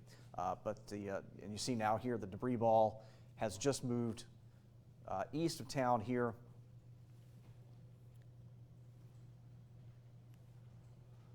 And see if we can get any more of those streets to pop onto the map here. Again, this is about as rural as it's going to get here in this area.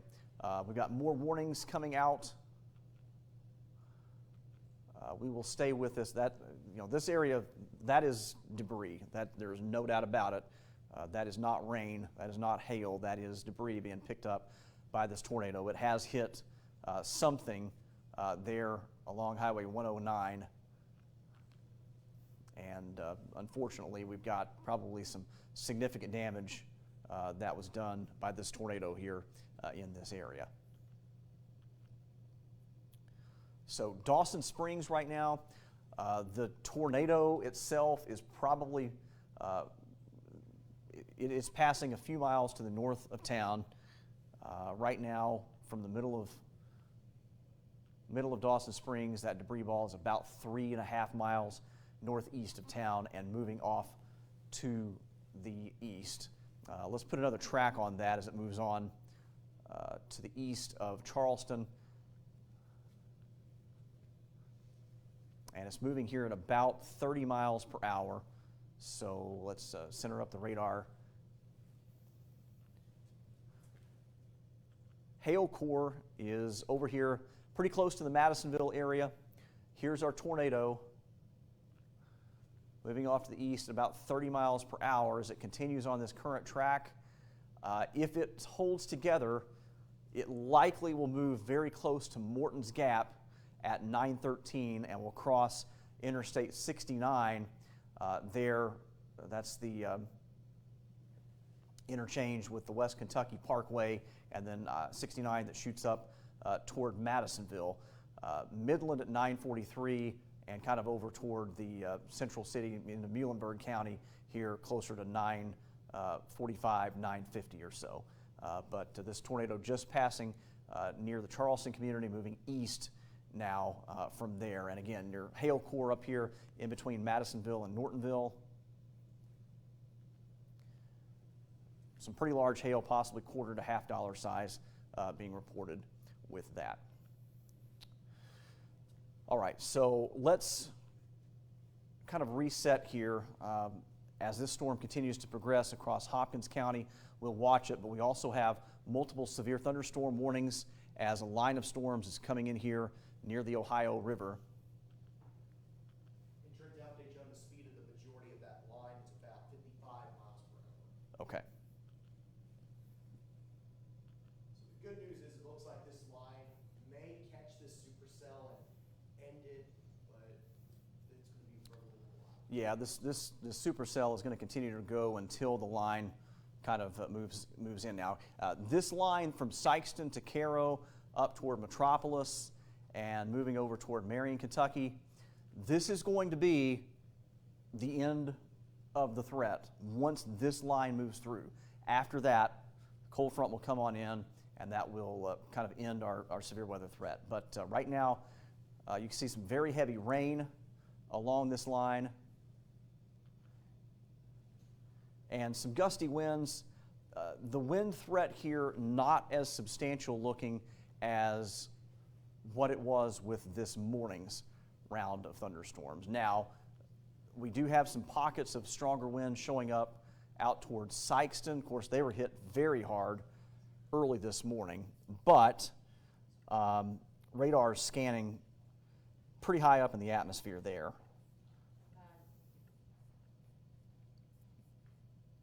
you doing the severe thunderstorm warning? We have another timeline of a couple of videos from Princeton. Okay. Yeah, if you guys want to take that, so here's video here. That's from Josh. That is very impressive video of that tornado. Very close to the Princeton area. Well-defined, very strong tornado there. It has that This classic one- color to it as well. This one's from a viewer that just wanted us to be able to use the video if we needed near the Princeton Country Club looking north toward Fredonia. Okay.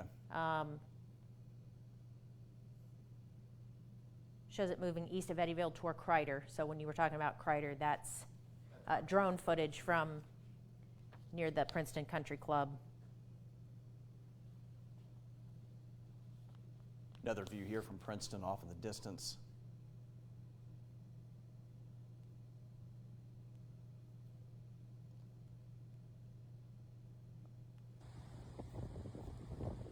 That looks like the end of it. Yeah, that's back to Josh's video.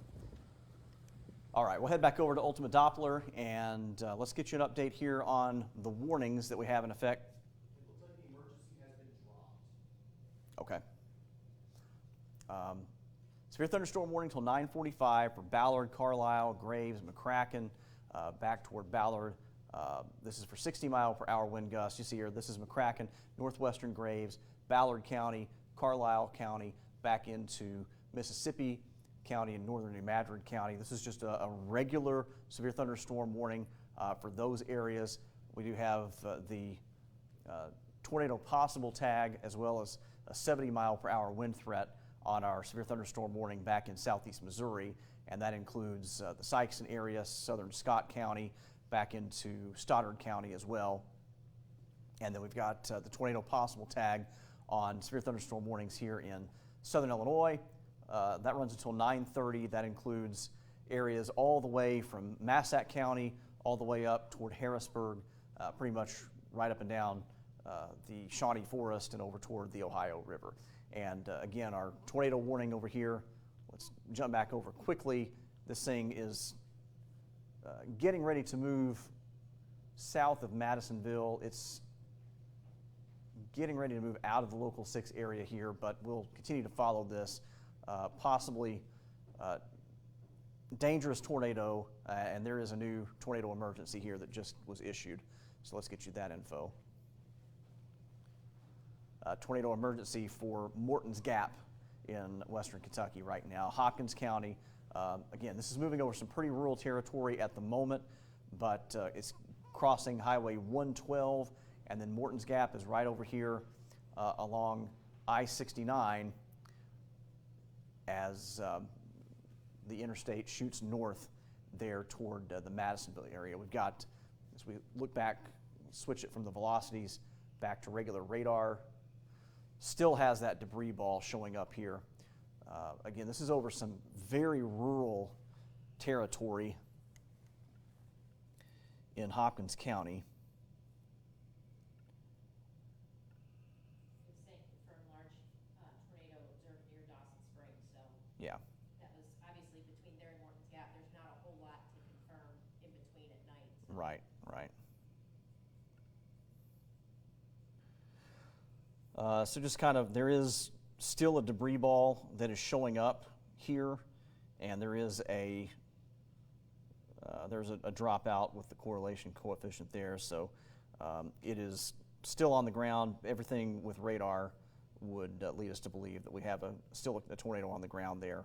Gosh, if anyone's traveling I-69, or you have friends or family traveling back on the Parkway to I-69, they need to get to a safe place because this is like the debris signature is traveling right along I-69 now and has been for Yeah. several minutes. Yeah, so this is going to be for reference, Morton's Gap, and then just beyond that. So the area we're talking about here, right here, off to the north of Nortonville. So that's where the intersection, if you're going to Madisonville, you take the exit to go north on I-69. If you're headed over toward Beaver Dam and over toward Central City and toward the Elizabethtown, so you stay straight and get on the Western Kentucky Parkway. So that tornado is going to go just north of that intersection by perhaps, kind of give you a little bit of an estimate here. So here's that intersection. The tornado would probably be about 2.5 to 3 miles north of that interchange. So the debris ball is going to be very close to moving over Morton's Gap here shortly. It's going to go south of Earlington. Again, here's Morton's Gap, and then here's I-69. We do not want to be traveling there. Let me pull up the warning information on that. And just a beach on the line of severe storms, there is a little bit of outflow boundary or a gust front coming out in front of part of this now. Some of the area, especially in western Kentucky, you may feel quite a few gusty winds at first near the Mississippi River, and then the rain will come in afterward. So I-69 between mile markers 90 and 118. Also, Western Kentucky Parkway between mile markers 39 and 43, and the Pennyrile Parkway between mile markers 30 and 34. Those are the areas that are going to be impacted by this tornado. Do you have the printout for the tornado emergency over there? Yeah, let me go ahead and get that for you here. Okay. So let me zoom this out just a little bit and put this into motion here over the past hour or so, and you can see right here, this was where the tornado crossed 109 near Charleston. It's right about here at the moment. It's going to be a very close call with Morton's Gap. Very, very close call there.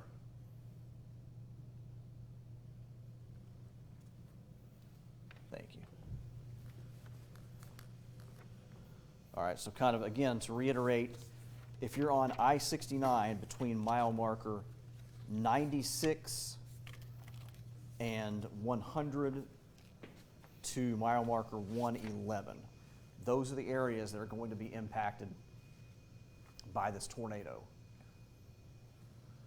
Tornado is right here. It's going to be moving very close to or just north of Morton's Gap.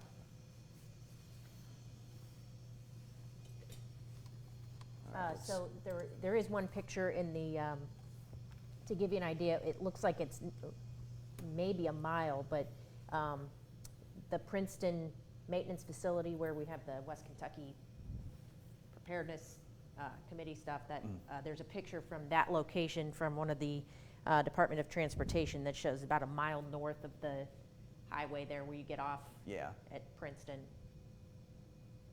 Do we have that in the I system? can get it to you. Okay, gotcha. So, again, this is crossing Highway 112 right now. This is south of Earlington.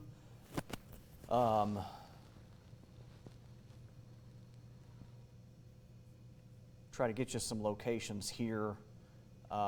Pretty rural area. There is, again, this is 112 and just north of Highway 454.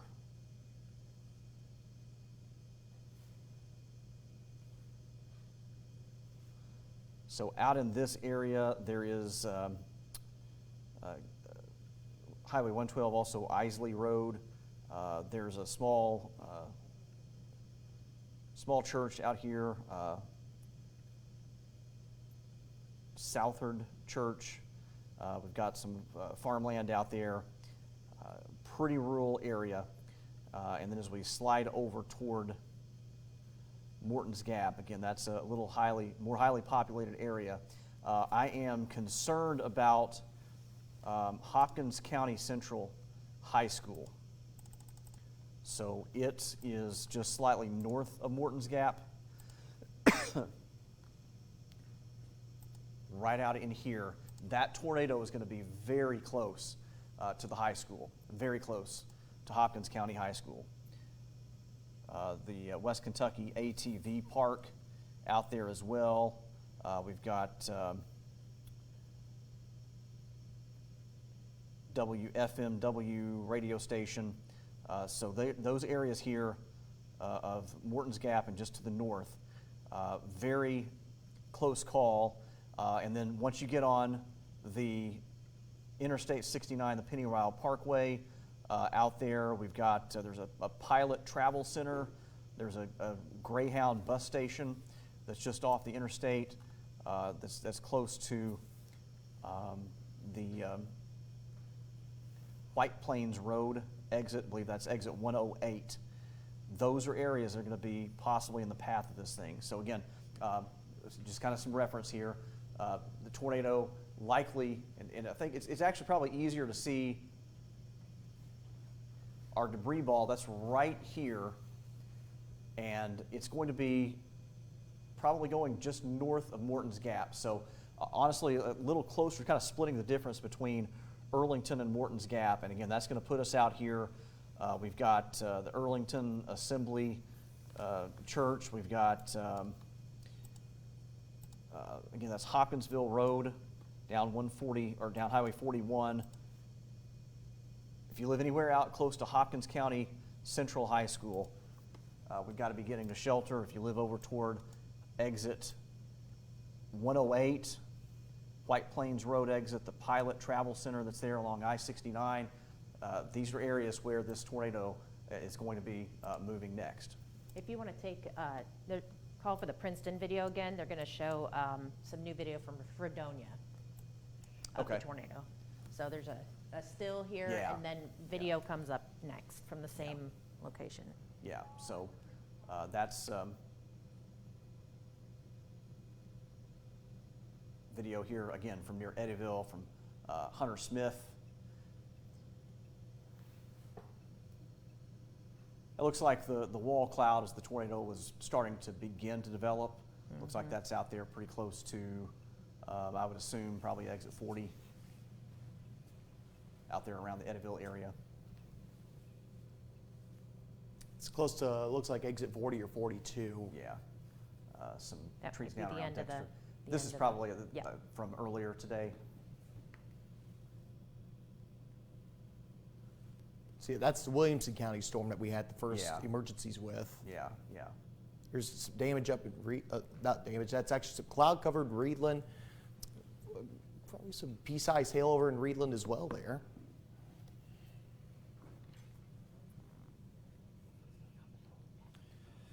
All right, so we continue to monitor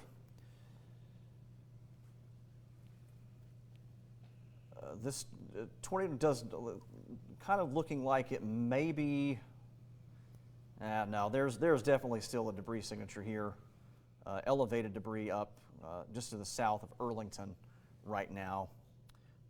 Very not a good look on this storm from radar. Yeah. On I-69 north. Yeah. We've got a debris signature there south of Earlington that's being picked up on the Paducah radar, the Evansville radar, Fort Campbell radar as well, really showing that. It's crossing. Looks like it's a much tighter rotation, maybe Yeah. not as wide, but maybe stronger as it's tighter. Yeah, yeah. So again, some landmarks here. If you live just south of Earlington, this thing is moving right there across the southern part of town. It's going to be very close to, we've got a big parts auto auction, Copart is out there. We've got the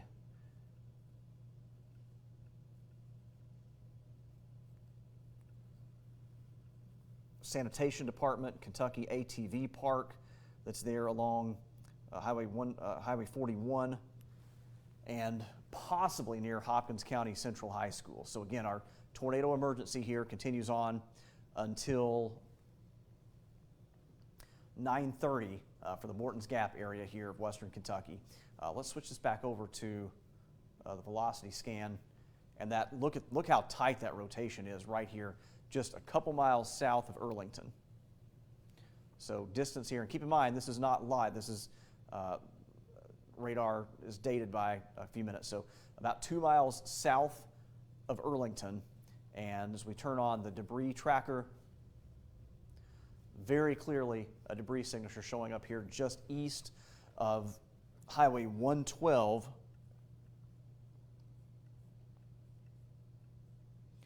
So this storm is passing just south of Earlington.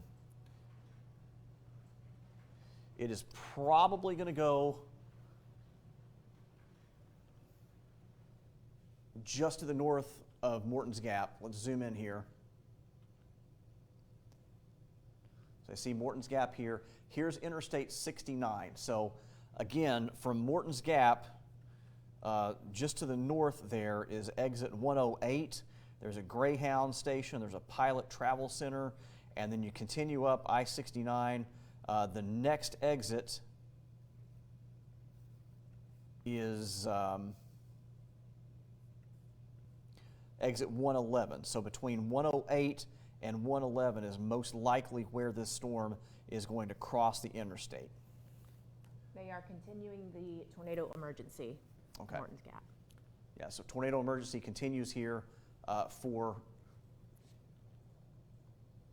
areas here from Earlington over toward Morton's Gap. And again, this is just kind of right on the edge of our coverage area, so kind of starting to get out of range of some of our highways here. But again, 108 to 111, Interstate I-69, and then just north of Morton's Gap. If you live out toward Hopkins County Central High School, it's going to be very, very close with this tornado passing near your area.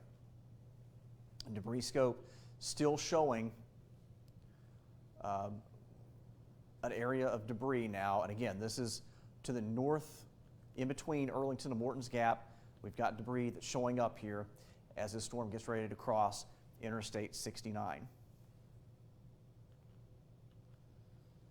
All right, let's zoom out here a little bit and get a check of the rest of our area. By the way, the tornado warning, if you have friends or family over in Muhlenberg County, tornado warning was continued there as the storm, once it crosses I-69, it's basically out of our area, but over towards Central City, Greenville, considerable threat tag with tornado warning until 10 o'clock there. And it does look like we've got new severe thunderstorm warnings that just were issued, kind of blanket warnings over Western Kentucky. So let's show you that.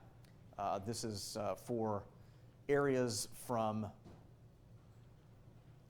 Providence and Madisonville on down toward Fredonia, Princeton, Eddyville, Grand Rivers, Calvert City. Severe thunderstorm warning until 10 o'clock. Line of storms from near Providence to Marion and Calvert City moving east at 50 miles per hour with 60 mile per hour wind gusts and quarter-size hail. This is going to include a lot of the campgrounds. Again, that includes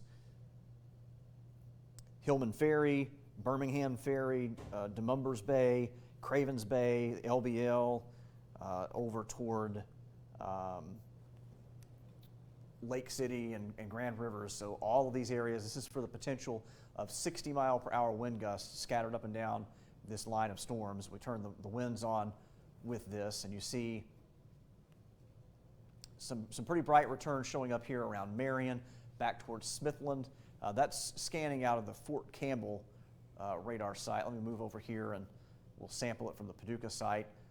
Not quite as intense with the pockets of wind going through here, but certainly some potential anywhere from Providence back toward Fredonia, Calvert City, Grand Rivers, Eddyville, Catawba, Princeton for some high wind gusts in those areas. Got some very heavy rain outside the Weather Center right now, but for the most part, wind appears to be behaving itself for the most part. We've also got severe thunderstorm warnings here across much of the purchase area of western Kentucky, all of Marshall County, northwestern Callaway County. That's going to be up toward Kirksey and Alamo, does not yet include Murray. Graves County back into Hickman and Fulton counties. Severe thunderstorm warning there, and that runs until, let me turn this on. That runs until 10 o'clock as well, again, for the possibility of 60-mile-per-hour wind gusts, and you might see some hail scattered in there as well. All right, so and really we're warning well out ahead of this line of storms. These storms are moving in from the northwest. Kind of move this up to the north just a little bit. One thing that you'll notice here, pretty strong outflow boundary. So we've got all of our rain here from McCracken back into Ballard County. Notice this thin green line that shoots out from the storm from Fancy Farm down toward Clinton.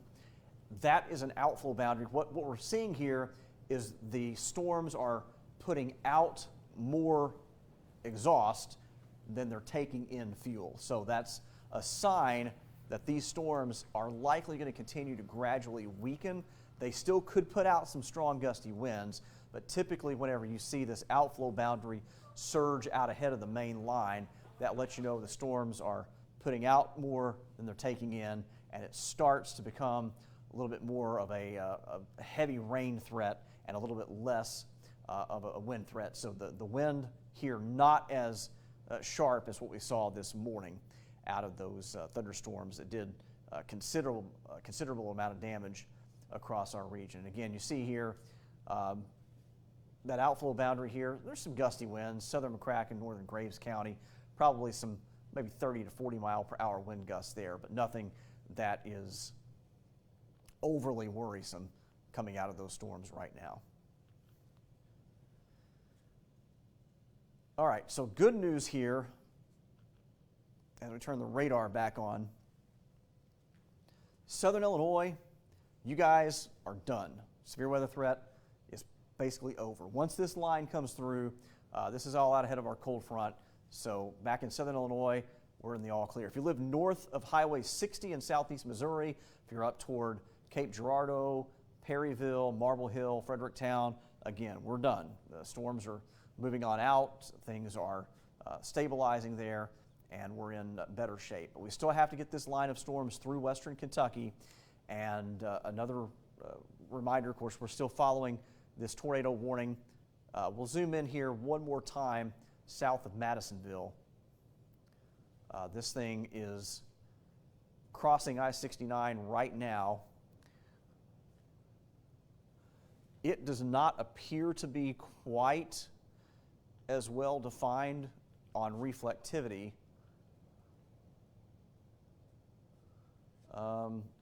Debris signature also looking a little messy. Velocity honestly kind of looks a little messy as well, so maybe things are trending in a better direction here. This storm has moved east now of I-69 and is basically moving out of Hopkins County here in western Kentucky.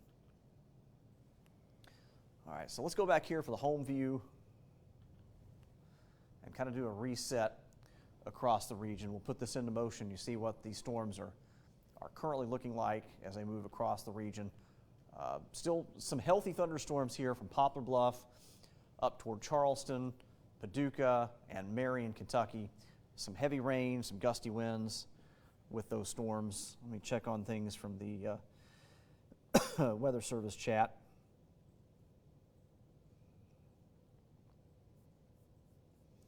And appreciate you checking in with us here and staying with us on what's been a busy Sunday evening for the Local 6 area. Again, the folks at the Weather Service agreeing that tornado signature there in Hopkins County is finally weakening.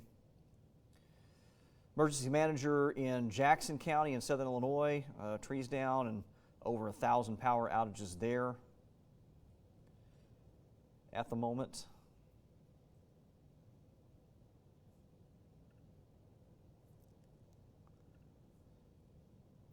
As this line of storms moves on across the region, the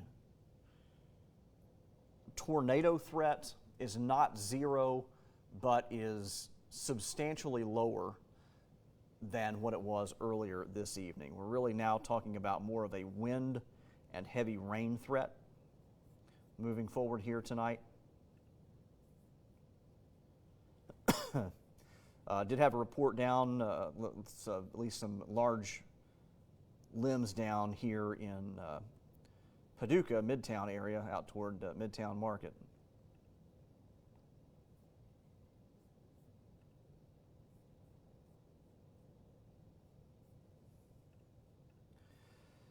All right.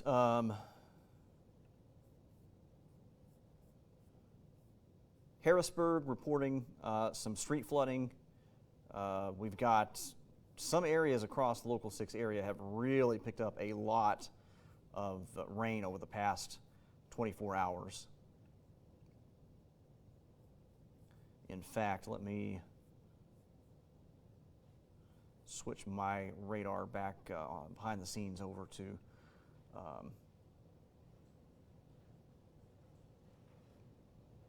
rainfall estimates. And yeah, we've had some pockets here around Harrisburg. Radar estimating 4 to 5 inches of rain in the Harrisburg area. So that has led to some flash flood warnings there in Saline County. We've got multiple areas of heavy rain right now here up and down the Ohio River in western Kentucky as well. So let's go down here and zoom in and kind of give you a look at this line of storms. Very heavy rain right now is stretching from near Madisonville, and here's the thing too, that line of storms is catching up with that supercell. When that happens, the line of storms typically will overtake that supercell and kind of disrupt its circulation. So that's kind of probably put an end to that storm as it heads over towards Central City. But some very heavy rain right now from Marion to Fredonia, back across Livingston County, Salem back towards Smithland, very heavy rain. Let me do this. I want to see if there's how much lightning is showing up in these storms.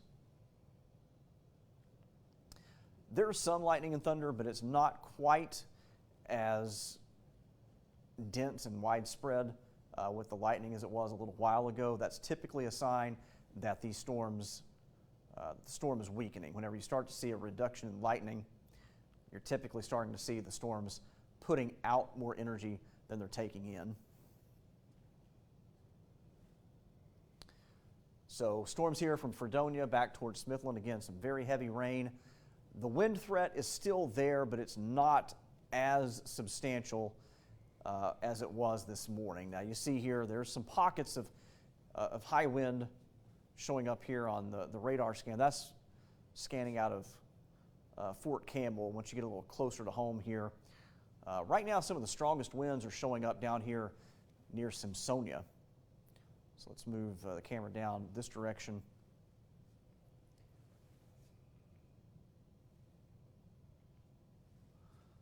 Some of the estimates here, 58 mile per hour winds here in southeastern McCracken County, headed on down toward the Simpsonia area, 56 mile per hour winds there. So that's going to be kind of our next area of concern with the possibility for straight line winds. Let's zoom in here. And these are winds that came across the Paducah area over the past few minutes. There were some pretty strong gusts here in Paducah, but we're starting to see as these storms move down toward Reedland, Simpsonia, Sharp, and Kaler, Ledbetter, Calvert City, and Draftonville. A brief 50 to 55 mile per hour wind gust is certainly possible in those areas, so we don't want to let our guard down here. And again, we're talking about all these campground areas along Kentucky Lake from Kentucky Dam State Park right on down through Little Bear, Moores Resort, down toward Aurora. that's where we're going to have one more round of some very strong winds coming in with this line of storms here over the next 15 to 20 minutes. On down toward Hickory, some stronger winds getting ready to come across Hickory and Mayfield, probably closer to 30 to 40 mile per hour wind gusts in those areas. Let's stop this and put some tracks on the arrival of that next line of those strong winds here. That line as a whole is moving southeast.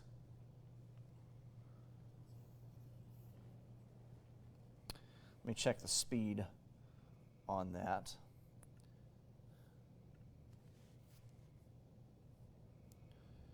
Storm's moving southeast roughly at about 50 miles per hour, so we'll have to put a little bit more distance here on the track.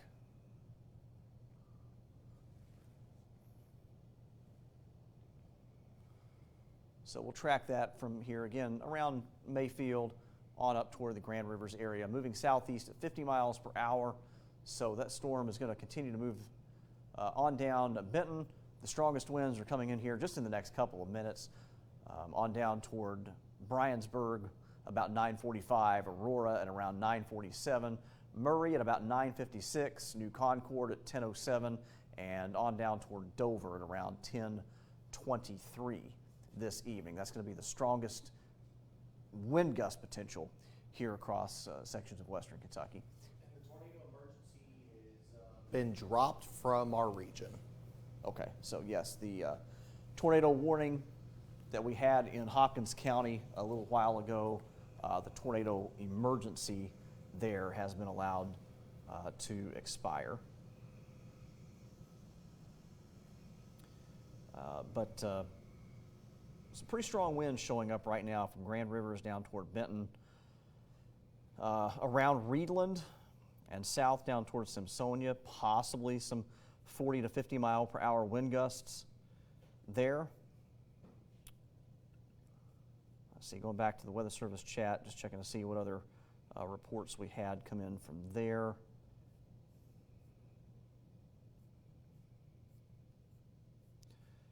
We've had several of you that have shared photos of the tornado there in parts of Caldwell and Hopkins County. Appreciate all of those photos that came in. Have some folks asking about Tennessee, so we haven't talked about Tennessee just yet because you guys haven't had anything so far, and we're still playing the waiting game here in northwest Tennessee. Kind of zoom out just a little bit, and you see not much going on just yet here in West Tennessee. You guys are technically under the tornado watch that runs until 11 p.m., but these storms, as they move on to the southeast, they are becoming a little less organized. We're not out of the woods just yet. Obviously, we have several areas here in western Kentucky under severe thunderstorm warnings for the next little bit. But West Tennessee, at the moment, no storms in town just yet. There are some little pockets of showers that are trying to get going. Not out of the question that we could see those develop into a little storm south of Union City and Martin. Severe thunderstorm warning until 10 o'clock now here, again, for most of the Purchase area of western Kentucky, and that severe thunderstorm warning continuing on up here into portions of Lyon, Trigg, Christian, Caldwell counties as well here in western Kentucky.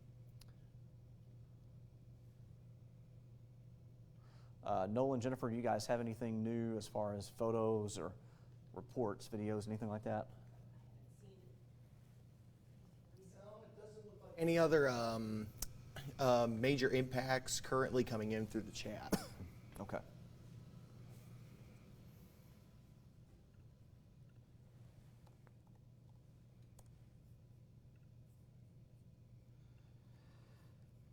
Let's see. Looking at quickly checking in on the chat from the Weather Service in Tennessee to see what they're thinking about the rest of the. I know we've got a lot of power outages. Yes. Yeah. A lot of. Even from earlier. Yeah.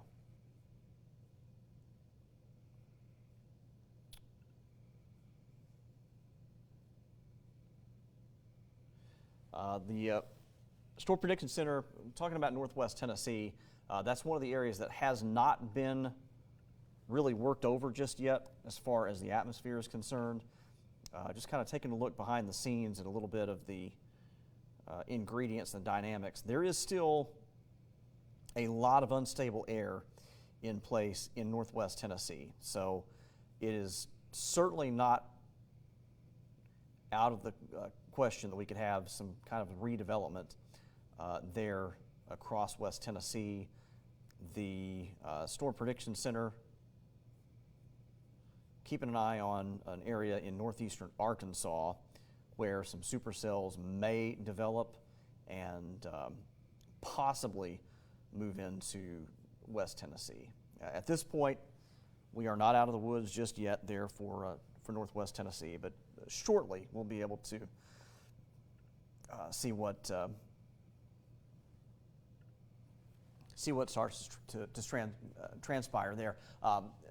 Again, a lot of unstable air, but as this line of storms comes across the Ohio River, you notice here there's a light green band that shows up here in New Madrid up toward Mayfield. That's what we call an outflow boundary. And typically when you see an outflow boundary, that's an indication that your line of storms here is putting out more cold air than it is taking in warm air. So you think about an engine, if it's putting out more exhaust than it's taking in fuel, it's eventually going to give out. Same story with these storms.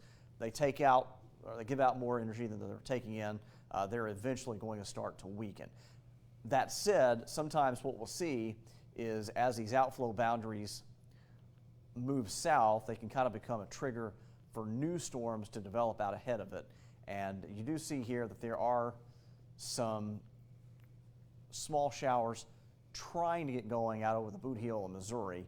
If any of those were able to really tap into that unstable air and become organized, it's not out of the question that we could see some development back here in southeast Missouri and West Tennessee. But right now, we are not seeing that. We do have some heavy rain again here across western Kentucky, stretching back toward the Boot Heel of Missouri, areas from New Madrid up toward Charleston and Cairo, looking at some very strong or some very heavy rain right now and some strong storms. Paducah, we're starting to see the worst of the weather moving on through right now. McCracken County, some heavy rain. The wind gusts have moved on down to the south. Strongest winds at the moment are headed into Marshall County as we turn back over to the velocity scans here. Pretty strong wind gusts over here in Marshall County over toward Grand Rivers.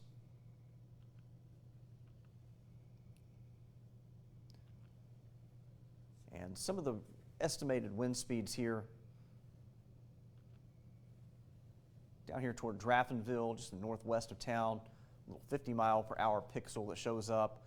This is right here around Grand Rivers, about a 48 to 50-mile-per-hour wind gust showing up on radar there. So this is all kind of sliding off to the east. Looks like some new severe thunderstorm warnings just came out here in western Kentucky. Yeah, that's out ahead of this line of storms again that's putting out those strong winds. So that brand new warning until 10:30. That's going to include portions of Caldwell, Christian, Trigg County. You're going to want to back the radar way up for the speed on this. Yeah. Whoa.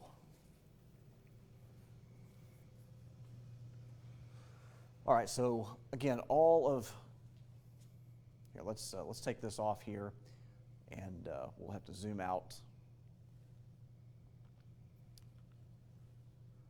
So severe thunderstorm warning, basically covering the rest of western Kentucky. Just going ahead and putting out one big blanket severe thunderstorm warning.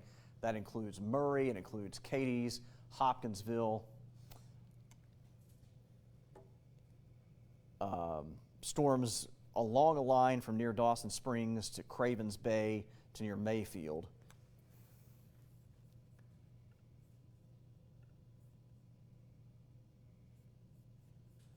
They've got this moving east at 85 miles per hour.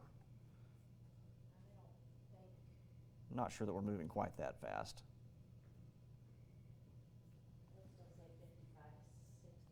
Yeah.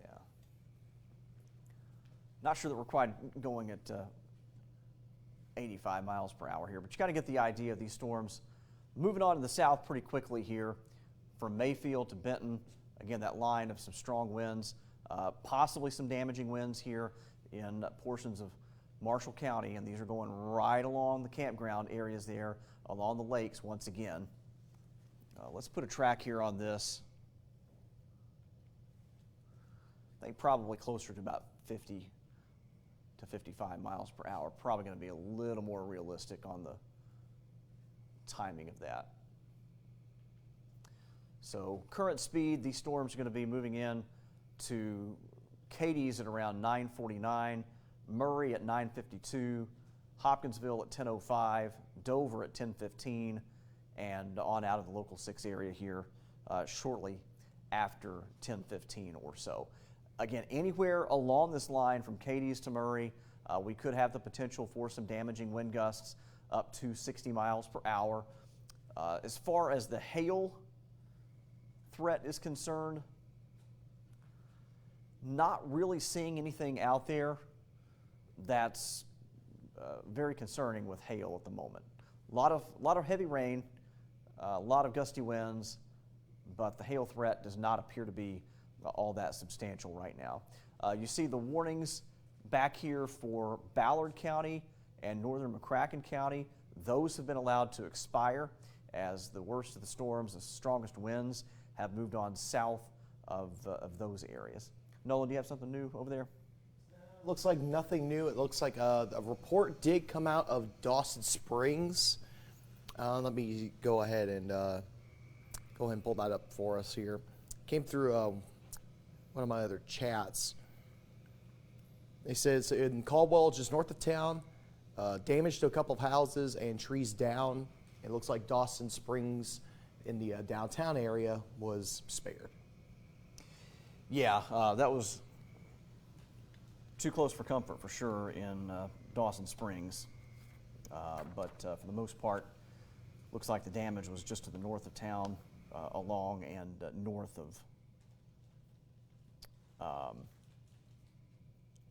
long and north of I-69 up toward the Charleston area. And again, that was about just prior to 9 o'clock, so about 45 minutes ago, close to an hour ago. This was a very, very strong storm that passed there in Caldwell County near Crider up toward the Dawson Springs and Charleston area. Thankfully, that storm's moved out of the local 6 area. And at this point, it's just kind of a mess on radar with a whole bunch of severe, basically all of western Kentucky is under a severe thunderstorm warning right now until around 10 o'clock or so. Kind of show you some of those warnings. For example, Mayfield, Benton, fair dealing under a severe thunderstorm warning until 10 o'clock, so we've got about another 20 minutes on that, on down toward Murray and Cadiz and Hopkinsville, Oak Grove, severe thunderstorm warning until 10:30. Up here toward Princeton, Madisonville, Dawson Springs, severe thunderstorm warning until 10 o'clock for areas up around Crittenden County as well. You guys under that warning till 10 o'clock. But back toward Marion and Smithland, threat pretty much is winding down for you guys. So let's zoom back in here. Some of the strongest winds that we've seen so far out of this coming across Marshall County. And you see this little green line here from Benton, and it kind of snakes its way back toward Mayfield and Wingo. That's our outflow boundary. That's where the storm is putting out more energy than it's taking in, which is typically a sign of a weakening trend here. Still a lot of wind here right around the lakes area. Back down toward Benton, Calvert City, Draftonville, fair dealing. These all showing some pockets of 40 to 50 mile per hour winds here. But there's nothing that looked like what it did this morning out there at the moment. You see here 41 mile per hour gusts, 44 there, 56 mile per hour gusts. That's right there south Grand Rivers.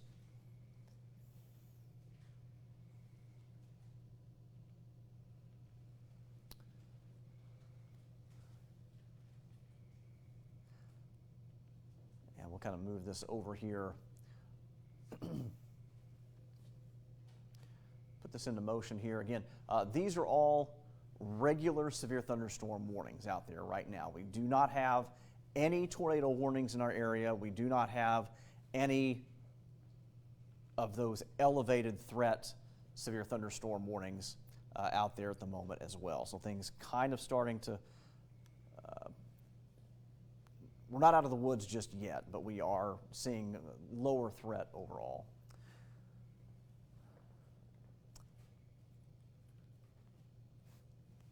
Do we want to see about what they want to do with going into the newscast? If we want to start to wrap up the extended coverage. We're about 15 minutes away here from our scheduled local 6 at 10 newscast. We actually have a lot of reports from damage earlier in the day that reporters have been working on to get you that information. We're going to stay with you here as these thunderstorms continue to move across our area, but we'll try to coordinate our efforts here with the newsroom and figure out how we can get you the information about what happened earlier in the day. We still have a lot of areas with power outages across the region here, and as these storms move across western Kentucky, possibility for some gusty winds here in Marshall, Lyon County, moving into Trigg County. Some areas that we could certainly see some gusts, perhaps up to 40, 45, 50 miles per hour with those storms. Right now things appear to be trending downward as far as the severity of these storms right now. Folks in northwest Tennessee are not out of the woods just yet.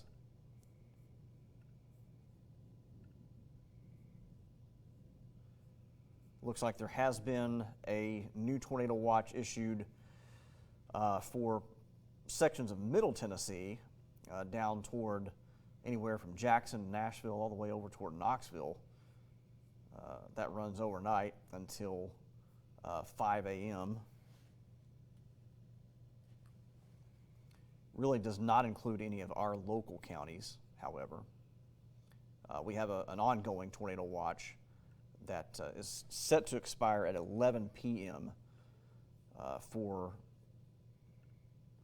our local counties. There is a new tornado watch over in central Kentucky as well that is over toward Bowling Green, Louisville, Elizabethtown, up toward Evansville. That goes overnight until 1 a.m.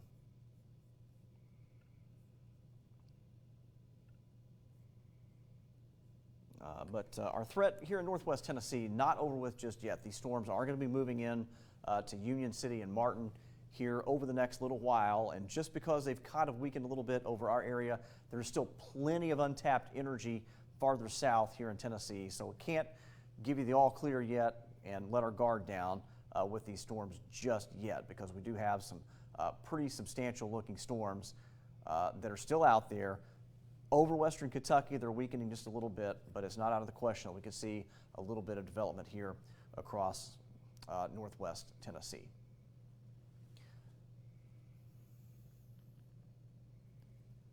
Let's kind of recap some of the storm reports that we've had. This is just over the past 12 hours.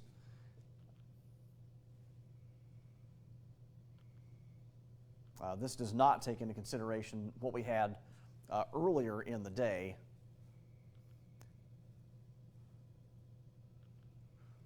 Again, you saw we had the report of tornado 814 this evening. That was around the Fredonia area. We had trees down over multiple roads, making travel impassable. This was in Caldwell County, just about 4 or 5 miles north of Princeton.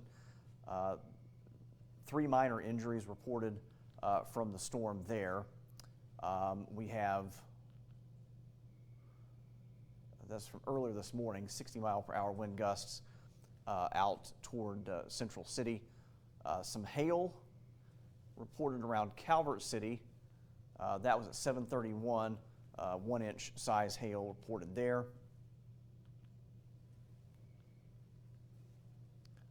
We've had several reports of heavy rain in parts of the area.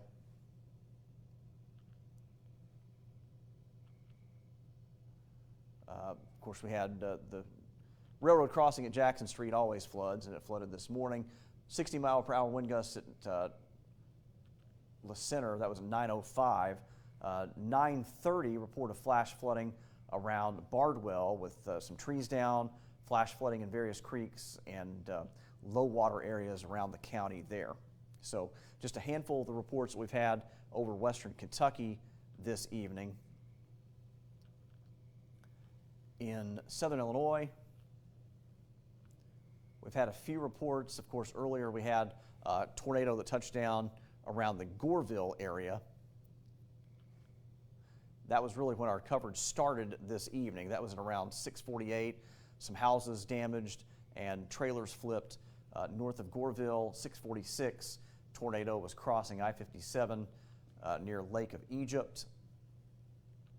We've had reports of a lot of street flooding in the Harrisburg area. We had some hail around Creel Springs. We had reports 8:30 or so, power lines down in Marion. A lot of wind damage there in parts of Williamson County. Reports of trees uprooted around 8:45 in Herron, Illinois. Power lines down around Johnson City. We had reports of hail earlier this evening out around the Murfreesboro area in southern Illinois. Back into southeast Missouri, we had some reports of some damaging winds and heavy rain there as well. Some of those reports including trees uprooted around Fruitland. We had report of street flooding this morning. That was in Cape Girardeau. We've had several reports of flooding around Cape Girardeau County and reports of some flooding down toward the Puxico area as well. So 9:50 here on our Sunday evening, and back to Ultimate Doppler. We still have multiple counties in western Kentucky under severe thunderstorm warnings right now. Heavy rain from New Madrid up toward East Prairie, Fancy Farm, Simpsonia, and Benton, some heavy rain. But notice here, these storms are becoming what we call outflow dominant. So this green line from Fulton to Wingo up toward Benton and Aurora, that is the outflow boundary. That's the leading edge of rain-cooled air that's being pushed out of the storm. And whenever you have an outflow boundary that shows up well ahead of our main area of rain, that's a sign that these storms are putting out more exhaust than they're taking in fuel, which is a sign that we're weakening. So, I'm gonna take some of the photos. during Okay. 10. okay. So are we gonna? We're gonna have the 10, but we're gonna fill to the 10. Okay, I got you. All right, so we're going to hang with you here. It's 9:52. We will have our Local 6 at 10 newscast, and so we will stick with you here for another 8 minutes and ride these tornado or these severe thunderstorm warnings out. We have all the photos. They're ready to play. Okay, yeah, if you want to throw some photos up there. Nolan, you probably need to get graphics ready. So if you would care to pull up radar on Max 2, let's do that. I'll run radar off of 2 while you get your graphics ready on 1, and we can have that pulled up when we go back from the photos. So here's some photos from damage earlier today in Dexter, Kentucky. This was some of the storm photos from earlier this evening. This was a Williamson County storm from earlier tonight. Reedland, we had a funnel cloud reported there. Possible funnel cloud. We had hail up, looks like some quarter-size hail there in Reedland. It's Highway 68 out in Reedland, little funnel cloud, and then this is Fremont, possible funnel cloud there. We had damage from around Mayfield earlier this evening. Some large hail out towards Smithland, Kentucky earlier. This was the tornado that started our coverage earlier. That was at Lake of Egypt. Some quarter-size hail around Ledbetter earlier this evening. Large hail from Calvert City with storms earlier on. Quarter-size hail again over toward the Reedland area. Possible rotation over toward Melbourne earlier this evening as well.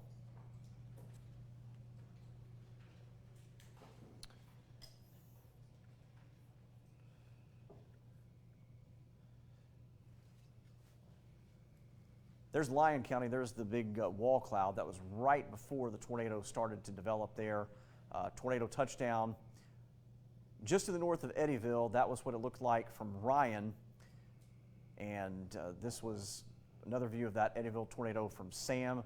That tornado stayed, we certainly had a signature of a tornado on the ground from about Eddyville up across central Caldwell County, the Crider community, and then it continued on over near Charleston, Kentucky, just to the north of Dawson Springs. We had a very concerning period of time there where we likely will have the Weather Service out surveying that tomorrow or Tuesday, and I would imagine probably some fairly significant tornado damage in parts of Lyon, Caldwell, and Hopkins County with that storm from earlier. This was the view from Joel and Catawba, a little wall cloud there, possibly a funnel cloud off in the distance. Also a lot of flash flooding. Yeah. Local flooding with all the stuff coming through. Yeah. Let's head over to, here's more photos there. That was from Fredonia and Eddyville of that tornado again as it was first developing here earlier this evening. That was closer to about 8 o'clock or so this evening, and then background looks like that's the beginning of our photos. So we are at 9:55 here. If you want to pop back up source 2, and we'll go back to radar and give you an update here on these storms coming across the local 6 area. Line of storms lined up from Highway 60, Poplar Bluff, Sykeston, and New Madrid, right on up into western Kentucky. See multiple severe thunderstorm warnings here, pretty much covered up in severe thunderstorm warnings in West Kentucky. Some of those are set to expire here shortly. Kind of the northern tier of these warnings from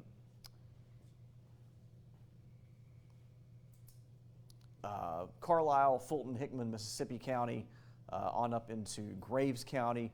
Those warnings are going to be expiring here in about 4 minutes. The warnings down toward Murray and up toward Princeton are going to continue through 10:30 this evening. And again, this really more is a flash flooding threat at this point with some pockets of gusty winds, but we've really seen the worst of the winds really kind of tick down in intensity over the past half an hour or so. Not quite as strong as what it looked like earlier. Still some pockets of strong winds here off to the east of Benton and over toward the Trigg County area, and then on up toward south of Princeton. There's some gusty winds, 30 to 40 miles per hour, but really not looking at anything that's terribly concerning out there at the moment. As far as hail is concerned, again, really not much of a threat at this point. Some little pockets of some enhanced heavier rain, but that's about all that we're seeing as far as hail is concerned. Not much of a signature there. Timing these storms out, as we put this into motion here, you're going to notice that these storms not quite making as fast progress off to the southeast. Again, with the outflow dominant nature of these things, the forward motion is kind of slowed down just a little bit. That green line, that's our clue that these storms are kind of in a weakening phase right now. That area of gusty winds, Mayfield, south of Mayfield over toward Farmington and Murray, Kentucky, on up toward the Cadiz area. That outflow boundary, again, kind of a sign that these storms are not taking in as much energy as they're putting out, which is typically a sign that we're starting to see those storms begin to wind down here in coverage. you want to give me a countdown when we're ready to start the actual newscast, and we'll start to wrap things up here. We do still have quite a bit of lightning and thunder showing up within these storms.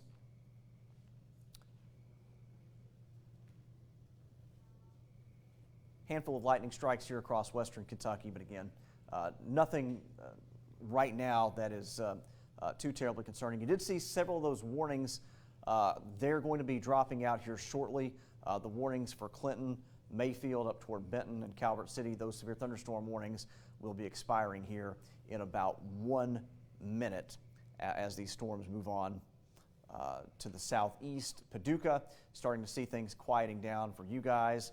And some of the strongest winds right now rolling here into portions of Graves and Marshall County, possibly a few gusts up to about 35 to 40 miles per hour. That seems to be about the strongest of the activity there. Quite a bit of good lightning out there at the moment.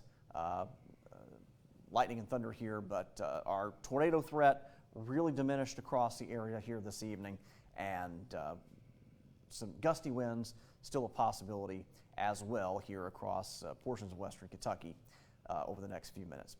We're going to go ahead and join Local 6 at 10 in progress with the very latest on reports from damage earlier today and the latest forecast going forward.